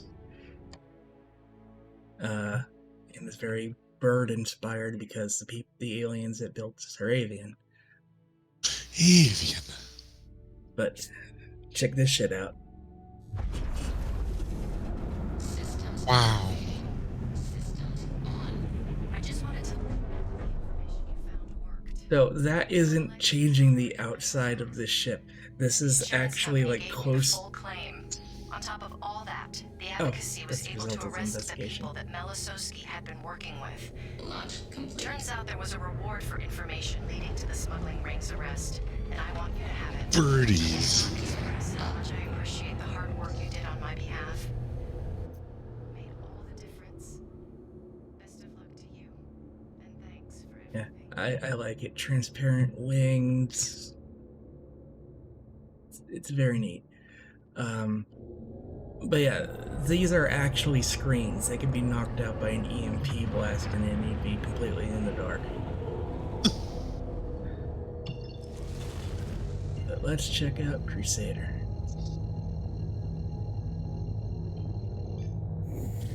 Quantum travel engaged.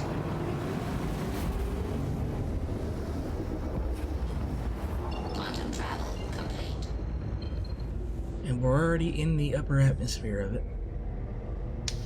But, yeah. Clouds. Endless clouds. There's exactly one point of interest on this thing. And it's the headquarters of Crusader Industries, Horizon, that's how you pronounce it. Just have to point at it.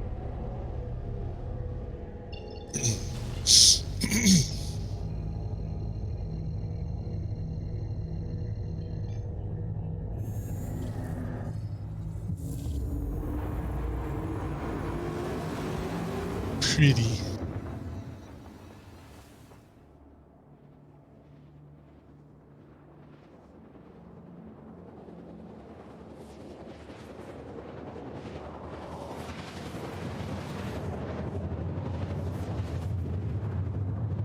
Oh, it's gonna be a nighttime approach.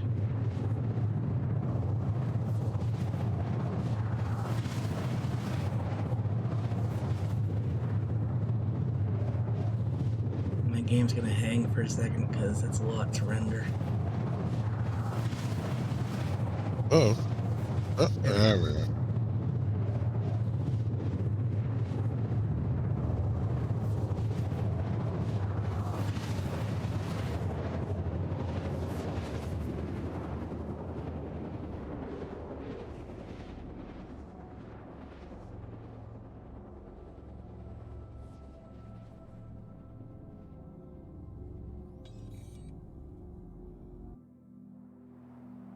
Yeah, we're in the gas giant.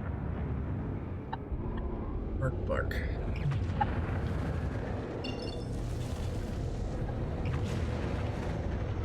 Completely got turned around, thanks, doggy.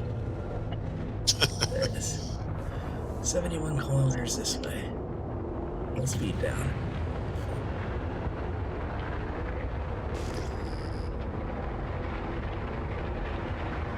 Kind of see it there in the end of the scan. It's a bunch of floating platforms.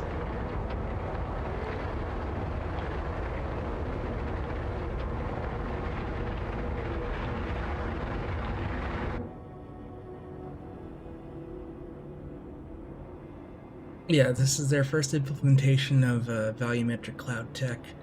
Soon this stuff will be like making up the clouds in the atmosphere of all planets and moons that have atmosphere. Good times.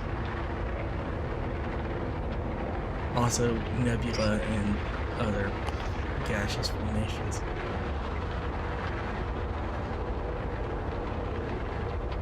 I can't see shit. It's nighttime.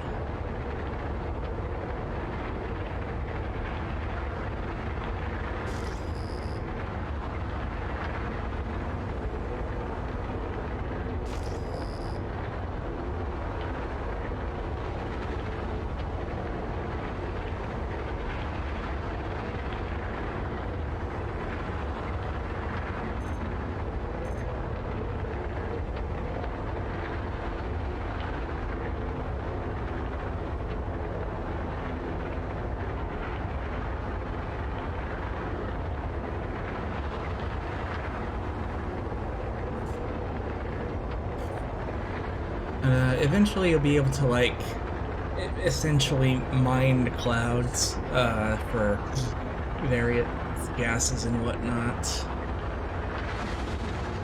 There we go. It's starting to populate.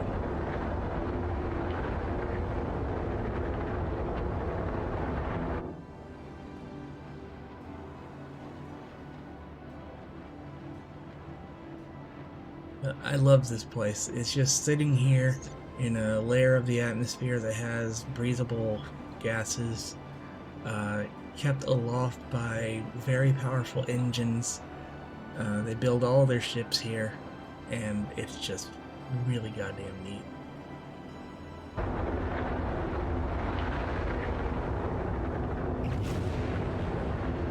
I also don't know where the spaceport is, so it'll be interesting.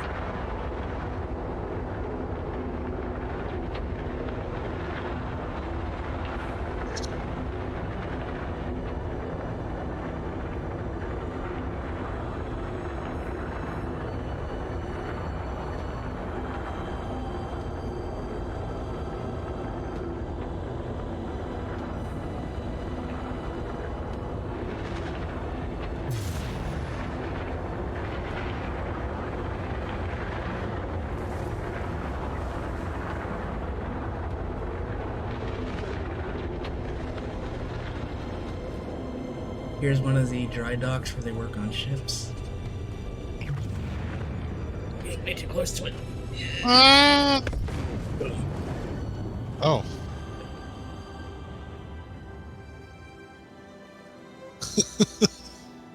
Distances are hard to judge.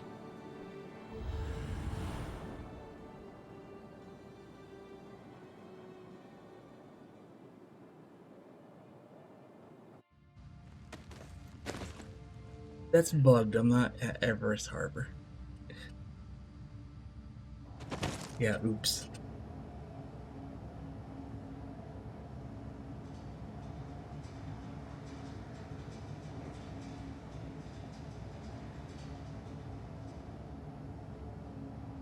Oh, please don't be the eternal loading screen glitch. Oh. I'm just waiting to see if anything happens up there. You can see some lumberyard / cry engine code just bouncing around up here.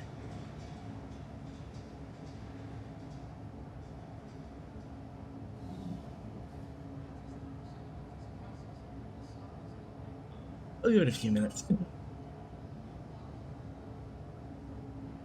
But yeah, if you want to try out the game, next weekend, I believe. I don't know what day it is suddenly. It's Friday. Well, yeah. I think it's next weekend. Check on the Star Citizen website, robertspaceindustries.com. But they're going to do a free fly weekend where you don't have to pay for anything, and you can run around the live universe and try out the game for yourself. I highly recommend it. And if you decide that you want to buy in, you can use that referral code that's been sitting there this whole time and get a bonus amount of in-game credits once the game's out of alpha. Gives you like 5,000 in-game currency. Which I hate saying it that way because it sounds like premium currency or whatnot. It's not a mobile game thing.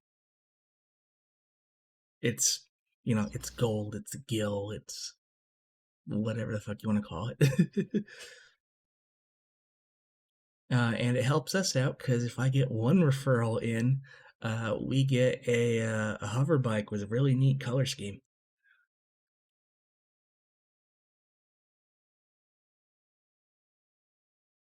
So keep that in mind. Oh boy, I think this thing has crashed. Well, not crashed, but I think we're at the eternal loading screen. So I'm going to restart the game real quick.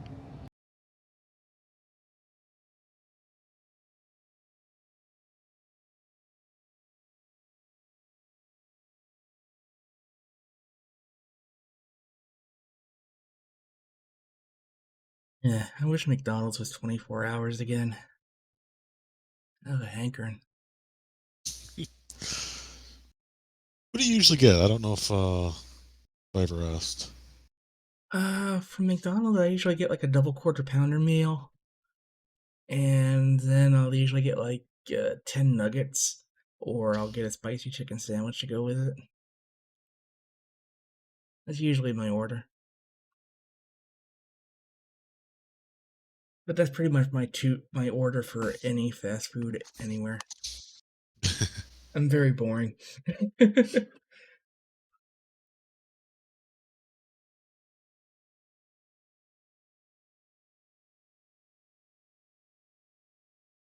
Yeah, I can get the side stream up again.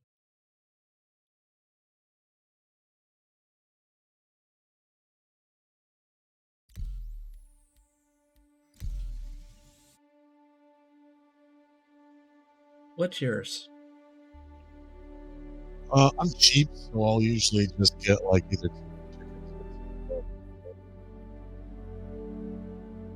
Whatever you said got eaten up by Discord. oh Discord. No, I said I'm cheap. I usually either get like a couple of McChickens or a couple quarter pounders. I never eat there for like. What's that? I always find the McChicken to be like hit or miss. Yeah, it is. I never go there for like a meal. It's always like, oh, I'm on the road. I need something quick and cheap. So if I was going for a meal, I'd probably go for an actual, like, decent amount of food.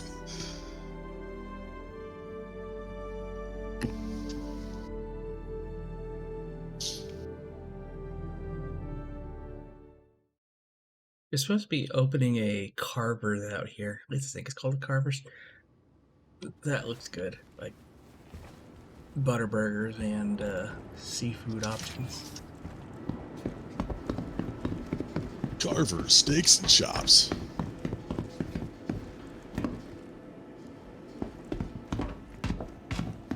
You know, last time we did this, we really didn't get to play around with some mining. Yeah. Let's do that. To put in an insurance claim for the ship I rammed into a building. We'll take out a prospector. Oh, Culver's, not Carver's. Culver's. Okay.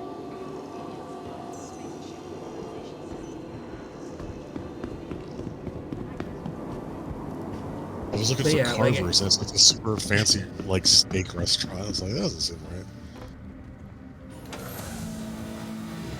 I wish we had a super fancy steak restaurant out here. Like I'm in the middle of nowhere, Florida. There's not a lot of amazing options.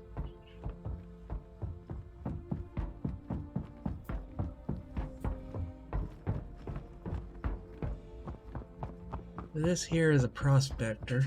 It's got some VTOL engines. It's got these saddlebags to carry the ore in. And this is a mining laser. There is no laser on here. What happened?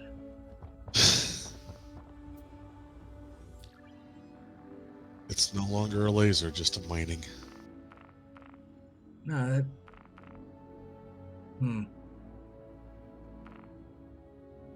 Oh, they got frozen custard? That looks really good.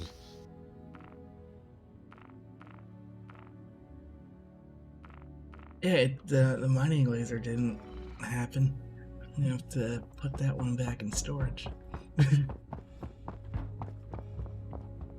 Wisconsin fried cheese curds, butter burgers. Oh, that mushroom Swiss burger. Oh man, they know how to do a mushroom Swiss burger. You don't need tomatoes or lettuce or anything. It's just mushrooms and Swiss and beef and seasoning. That's all you need. Yeah. But while I have the ship out here, you've got this really nice bubble cockpit so you can see all the way around you. The saddlebags here can detach and be loaded into a cargo ship for hauling to a refinery. And while this thing exists, it doesn't work yet. But this lets you like filter like the inert materials out.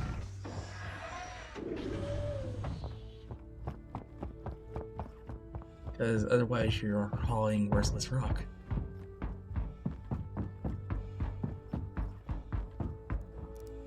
Oh, worthless. They just need a home. Your home is space.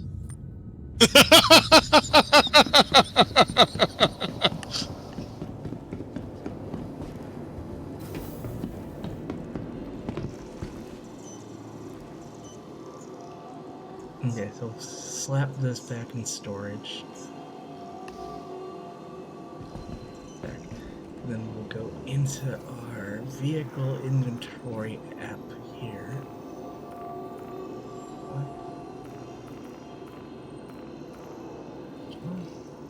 Prospector.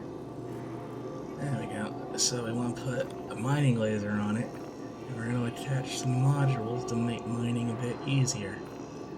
Surge module, a torpid module, and a stampede module, which I'll show off when you find a rock.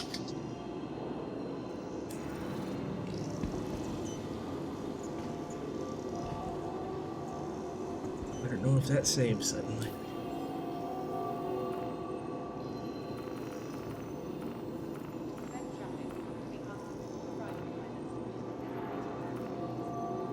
Okay, it did. Okay, so this is one of 2 mining ships currently in the game.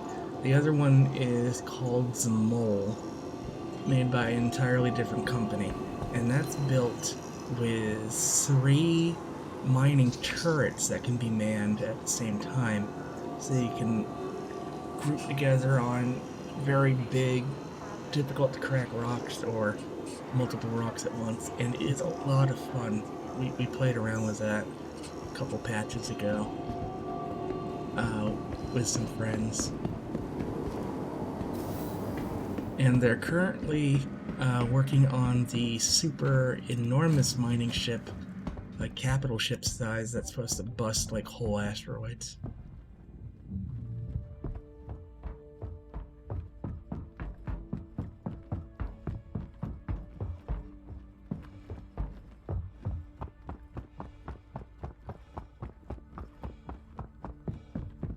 And it would have been embarrassing if I hadn't noticed that wasn't there.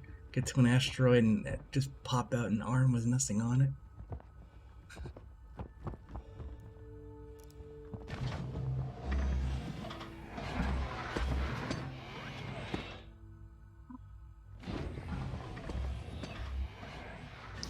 Hey.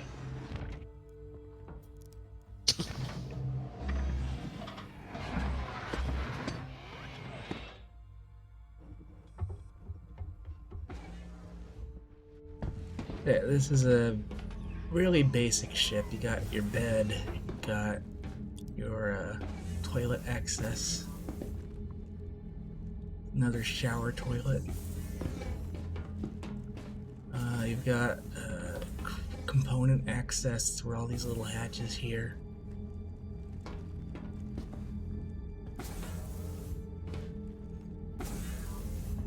And this thing.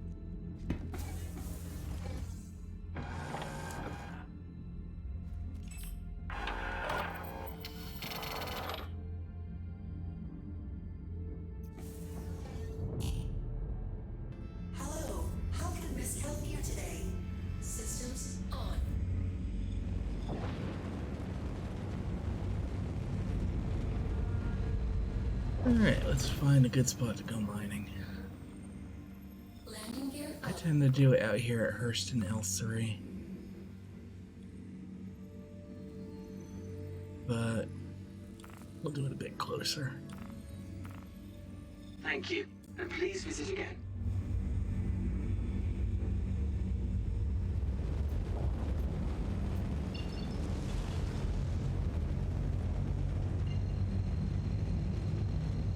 The ice moon of Yella.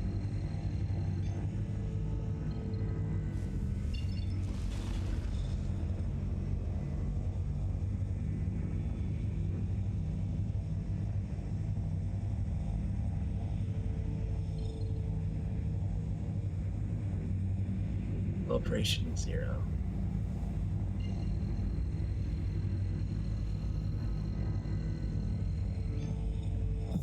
There we go.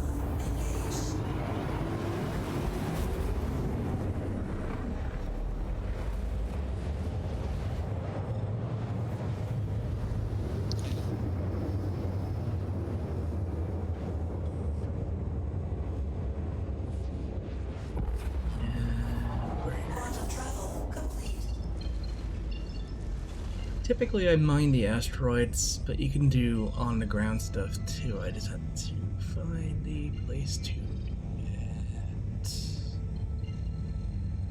It's going to be on the night side of the planet. Oh well. I hate driving at night, I hate flying at night. I also hate driving in the rain. I don't like driving. That's not true. I used to love it. Now I don't. Not so much. Then again, I really haven't had cause to go anywhere in like 2 years, so what do I know? It's not nighttime at all here, it's just dim. This is just a dark planet.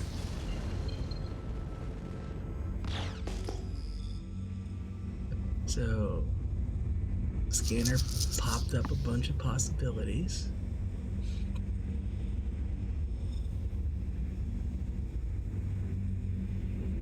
Switch back to VTOL mode, so we don't immediately smack into the planet.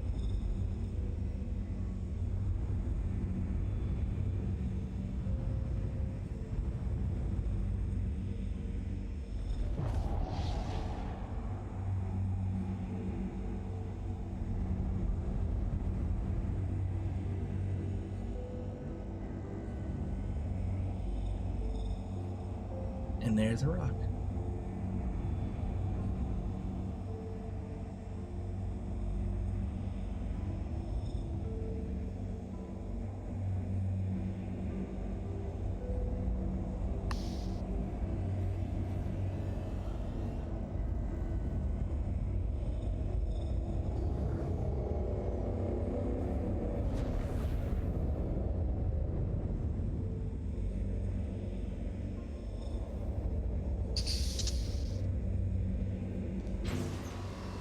Switch to mining mode, which extends the little mining arm, and you can scan the rock properly.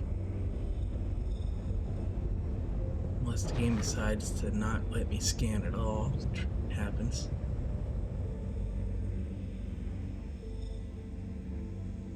Yep, not a lot of scanning happening.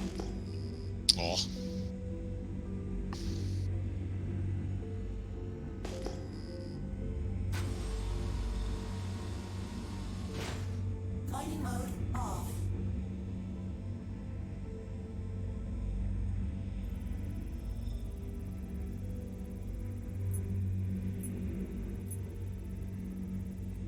There's some details. It's actually not a bad rock. There we go. It's a good rock. We can find it forever. So over here on your upper left, you can see the laser, the laser's range, current range, and if you're in effective range for mining. You can see the details of the modules that you have to manually activate. And on the right side, you see the details of the rock and the minerals that it's made out of.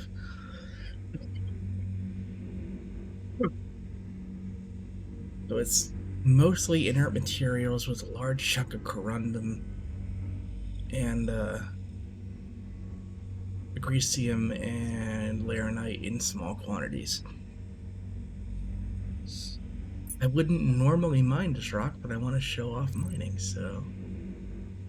Because you don't want low quantities of the good stuff, you want high quantities of the good stuff.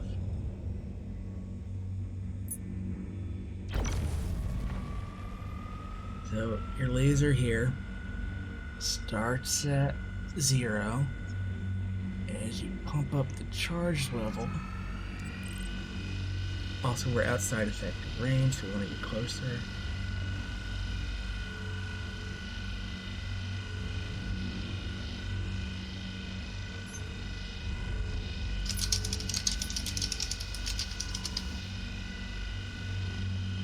see the charge level very slowly and pitifully try to go up because this is a very dense rock. And they keep sliding off of. Yeah. So we can activate the surge module. Overcharge the laser. Ooh. And then hit the stampede. Keep it steady. Once that green bar fills, the rock cracks. Now we can look at the fragments individually. Come on.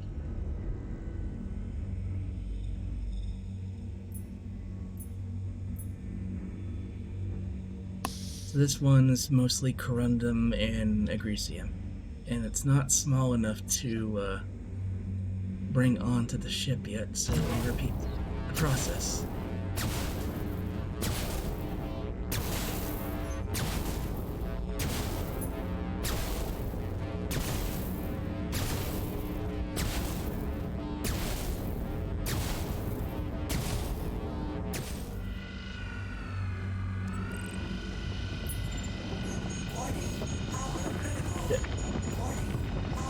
Overcharged rock,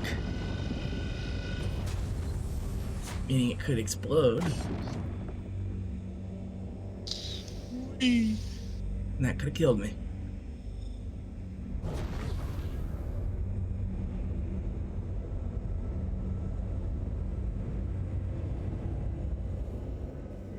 Kind of looks like the HUD is slightly off center, so it is making this slightly difficult, but that's what happens when you put out a new patch. Stuff that you wouldn't think moves.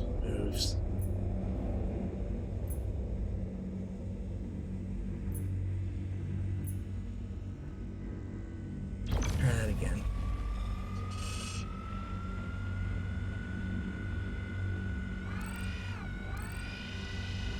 Want to keep it in the green because it goes into the red, it overcharges and blows up as you just saw.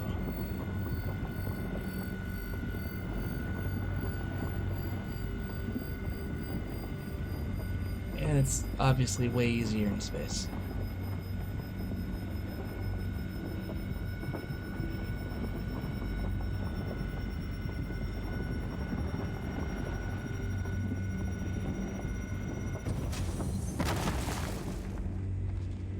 Cool, now we have harvestable fragments because now they're outlined in a dark blue. This one is all corundum, so I can switch to extraction mode, and you can see it filling the cargo bay.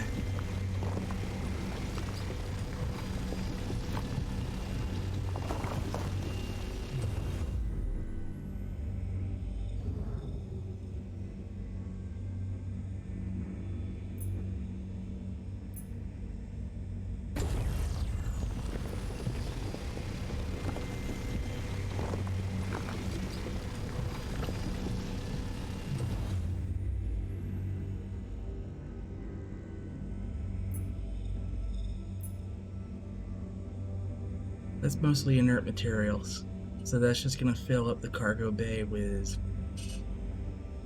rocks that aren't going to be worth anything.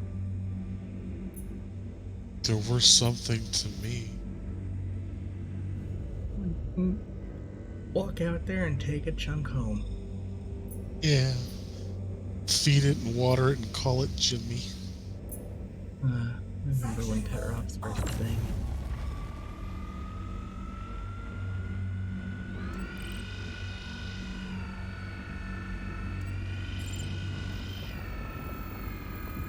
But it's way easier without having to worry about, gravity and ground.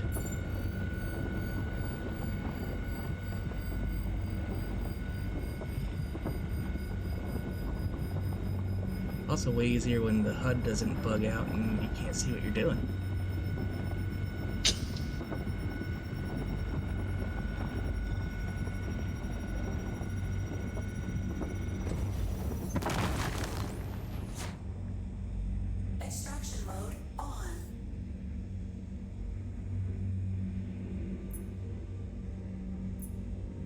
Alright, so this chunk is good.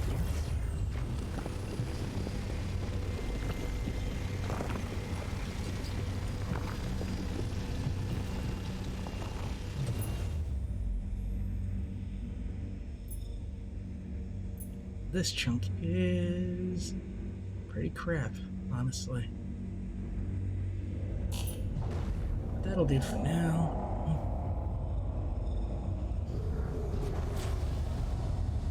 I can show off part 2 of the process.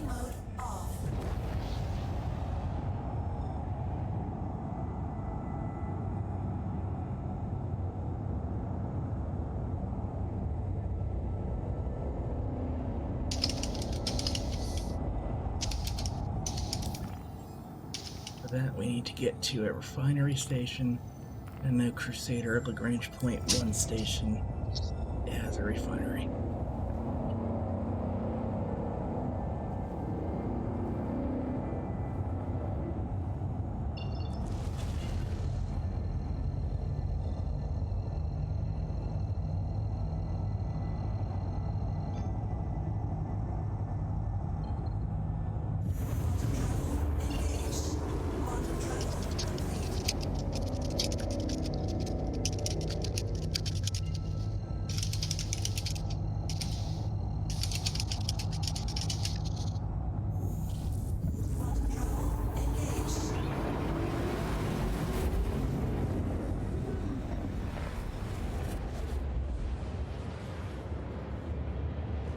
Since we're staring at the sun, I may as well talk about the sun. Right now, it's just a non-physicalized ball of light in the middle of the star system.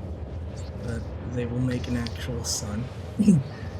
We know that it's not real because people took like a 19-day journey to the center of the system and took records of everything.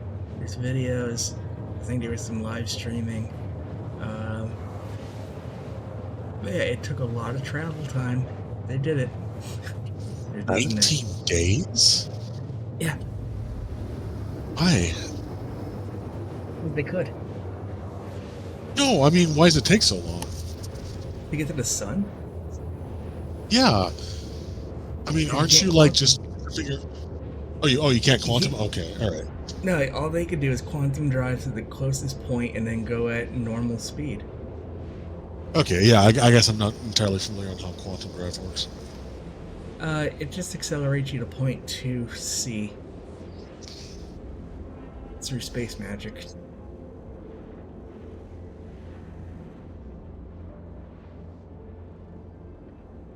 It creates a But only between bubble. certain spots. It creates a bubble of some sort that lets you go fast. Also, the Lagrange points have this neat cosmic landscaping with the gas clouds. Same tech as on Crusader, but used for this effect. That's all physically there. It's not a skybox or a matte painting.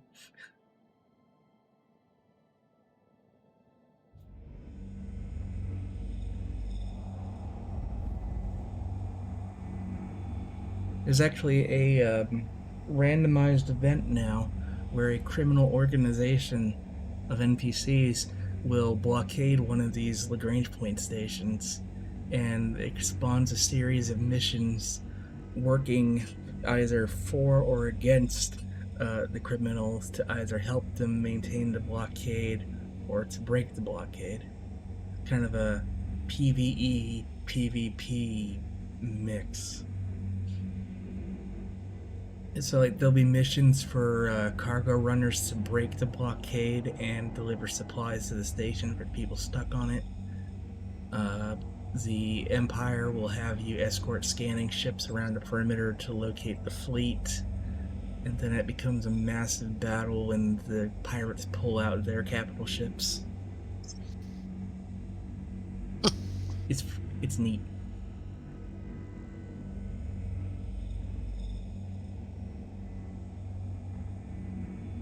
Going very slow.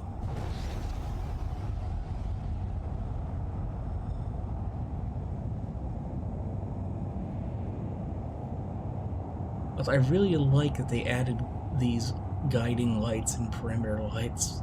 Because before, even before the gas clouds were here, it was just black space and nothing. You could barely see what the hell was going on.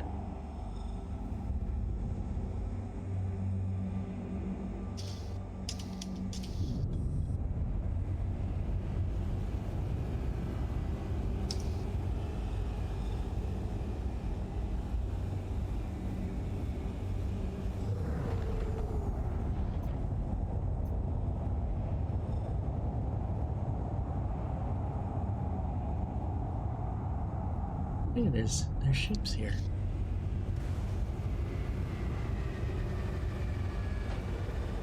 I'm gonna turn and burn so I don't smack into something.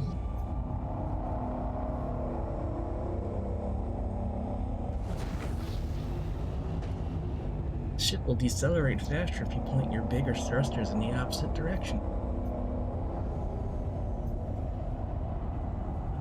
Yeah, you can see the refinery off to the lower right there.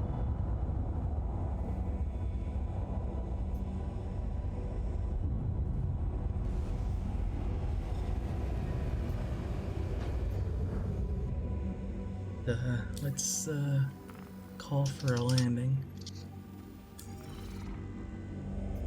Please proceed to assigned landing bay.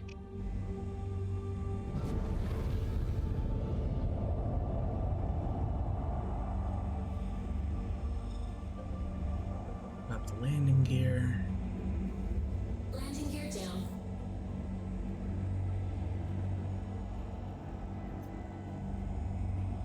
There's VTOL engines pointing down.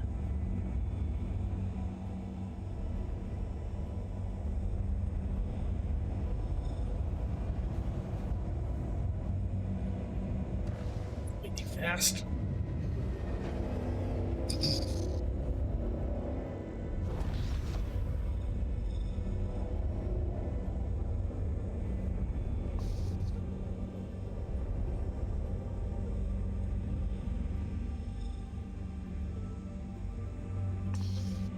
Landing successful.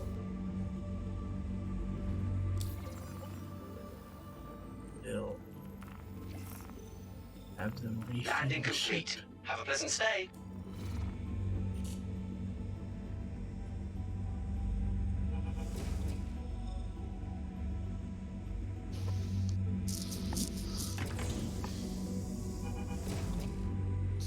Refueled. Paired. Good. Systems off.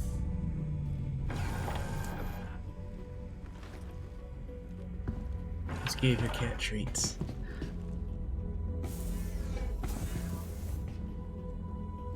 This is Zombie, your cat. Yes. Give Kitty treats. Uh-oh. Well, aside from the fact that I used an invisible ladder to go through the floor, that went well.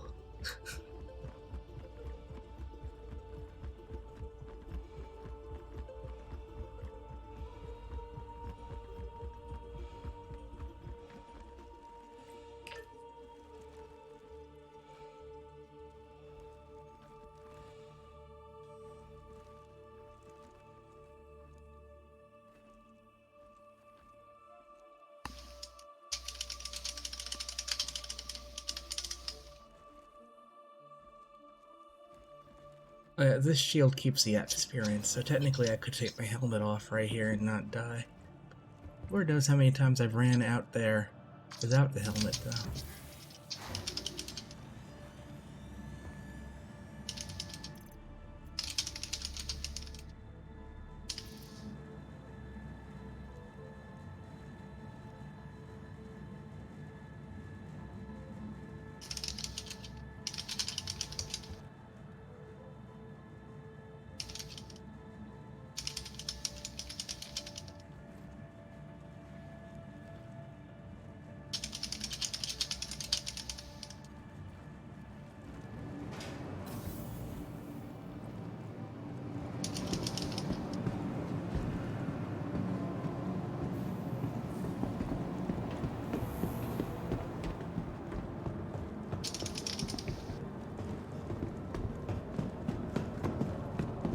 don't think I've ever looked out these windows. That's a nice view.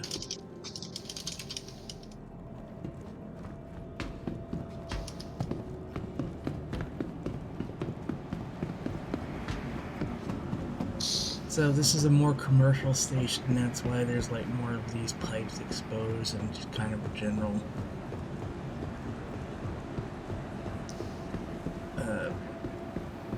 I guess industrial look is the only way to describe it.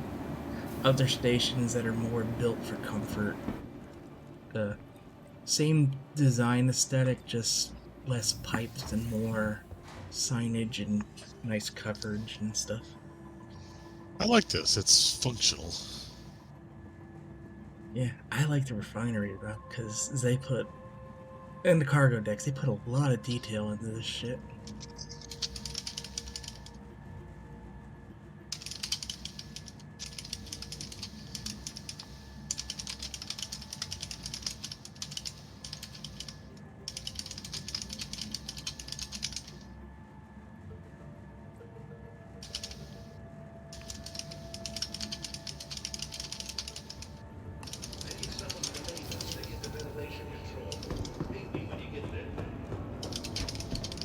And here's the refinery.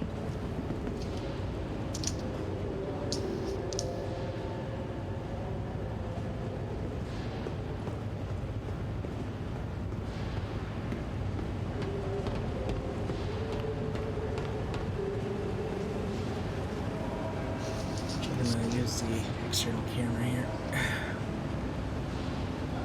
We've got medical stations for the workers.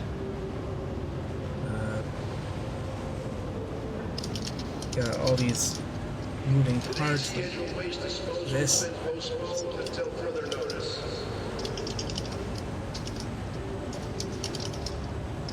Workers in appropriate safety gear.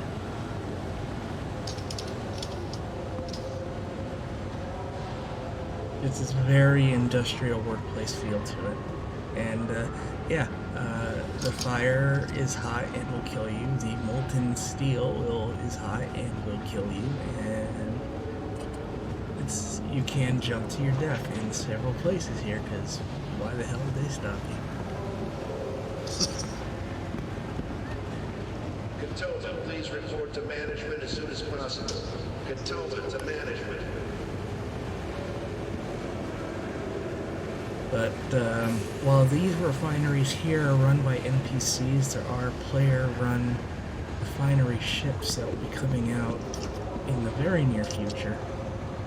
So, like, the entire refinery process will be turned into a mini-game of some sort, where you have to handle, like, the proper injection of chemicals and energies and management of heat and whatnot to get the cleanest metal out of it.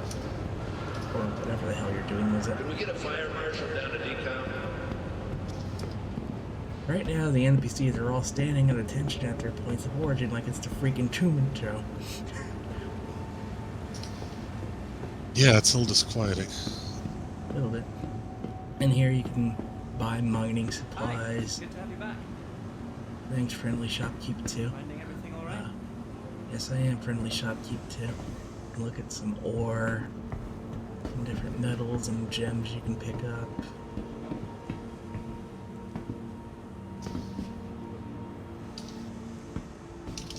Some appropriate attire.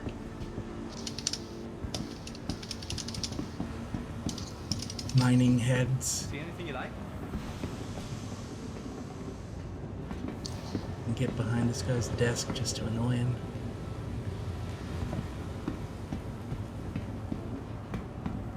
And excuse me.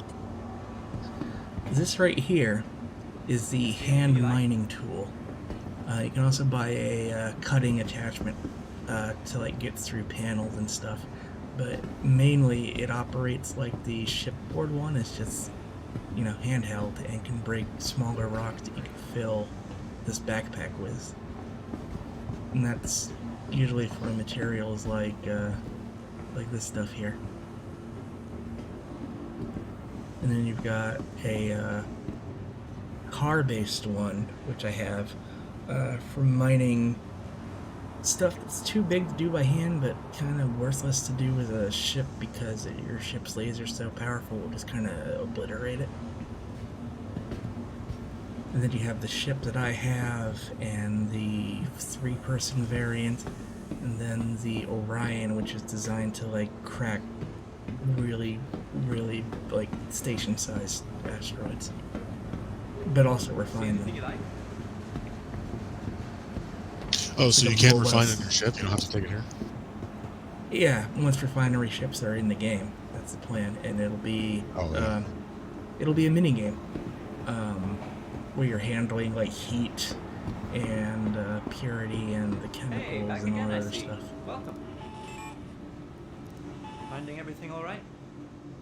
So here, I can put in a work order from my prospector to refine the corundum that we picked up using various methods that will cost more and different prices, different speeds, and different outputs.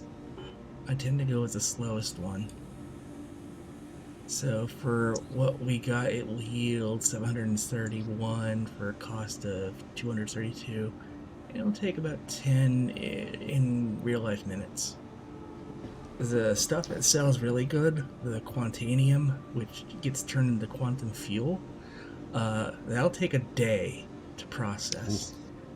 But like that, you set an order up, you go mine up some more, and eventually you just have endless work orders to pick up and sell and pick up and sell and pick up and sell. It's a real money turner.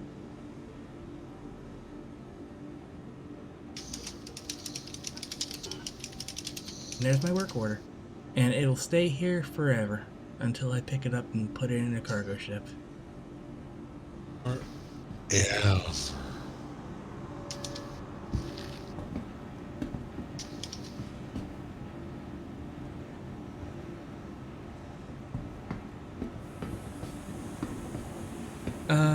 Yes. Right now, Specs and Iggy. You exceeded the allotted time to depart.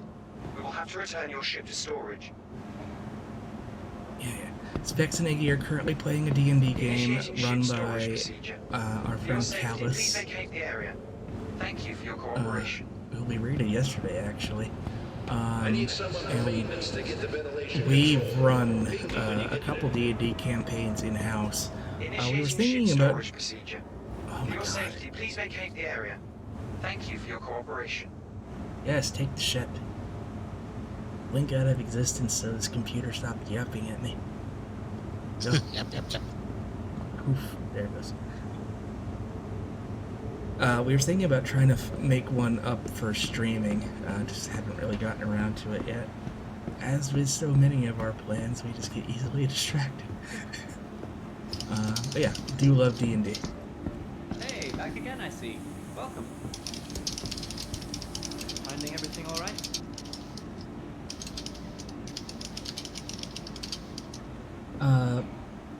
How would you do that, Resto? Because, like, I know there's Roll20. We're big fans of Fantasy Grounds. Oh, MTG, like the MTG D&D source book that they came out with not too long ago. Roll20. Yeah. And that could be neat. But my power supply kicked on, so I guess we lost power for a moment. Oh, is that what happened? You like stopped for like a couple seconds, like maybe 5 minutes ago. I thought that was No, like me. it just when I was happened. the window around. Oh, it just happened? Oh, I don't know then. You didn't cut off then. Well, yeah, because I have the modem and the router and my computer on its battery, so... Finding everything all right? The Theros... Yeah, that could be neat. I would be interested in watching, if nothing else. Yeah, keep us appraised of that, because that sounds cool. I don't know enough about Magic the Gathering lore to really know if I would want to get in on something like that. Like, the last campaign we did was Strahd, Ravenloft, and that was neat. We have a lot of the adventure books.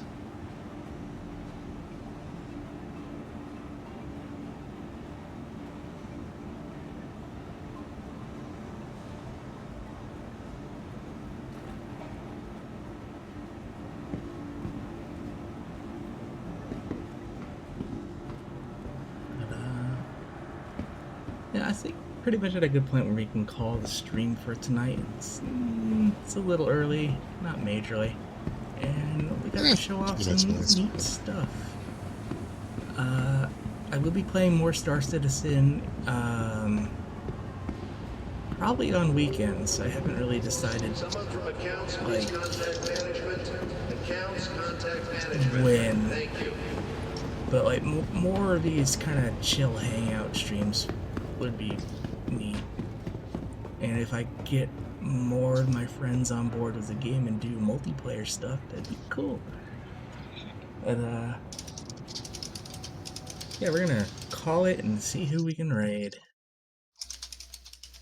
I don't even know who's on right now. Time Twister. Oh, that works for me. Let me just do the whole end of stream spiel. Oh yeah, just as I do it, they're currently offline. The people of the blockaded station are in dire need a of blockaded emergency station supplies. just happened. Their compensation will be offered as thanks for undertaking such risk during these trying times. I wonder if it's the one I'm on, because that'd be hilarious. It is. The station I'm on is under illegal blockade. That's funny. But yeah, that creates missions such as the one that UEE director was just talking about. No, not the money trading app. Me over here. Yeah. CRU L1, Crusader L1 has interrupted normal trade routes and essentials are in short supply. They want medical supplies, so if I had a cargo ship on hand and if I weren't here, weren't about to end the stream, I could go out into the system, buy up a bunch of medical supplies and sell them here for a profit.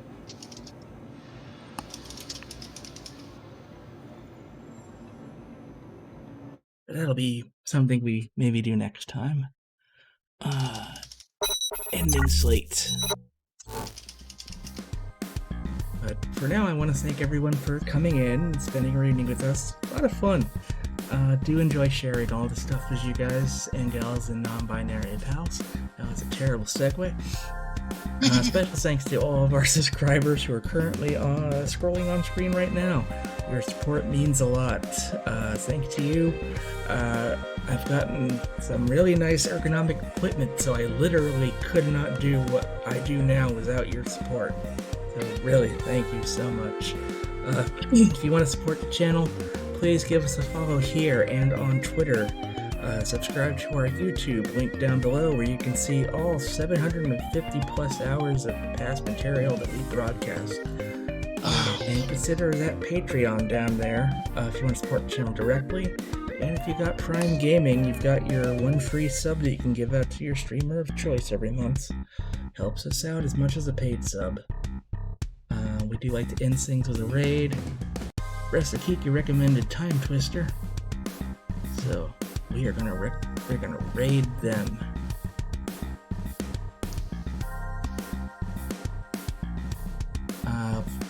No stream scheduled for this weekend. We'll see you on Monday. Have a good night, everybody. Take care.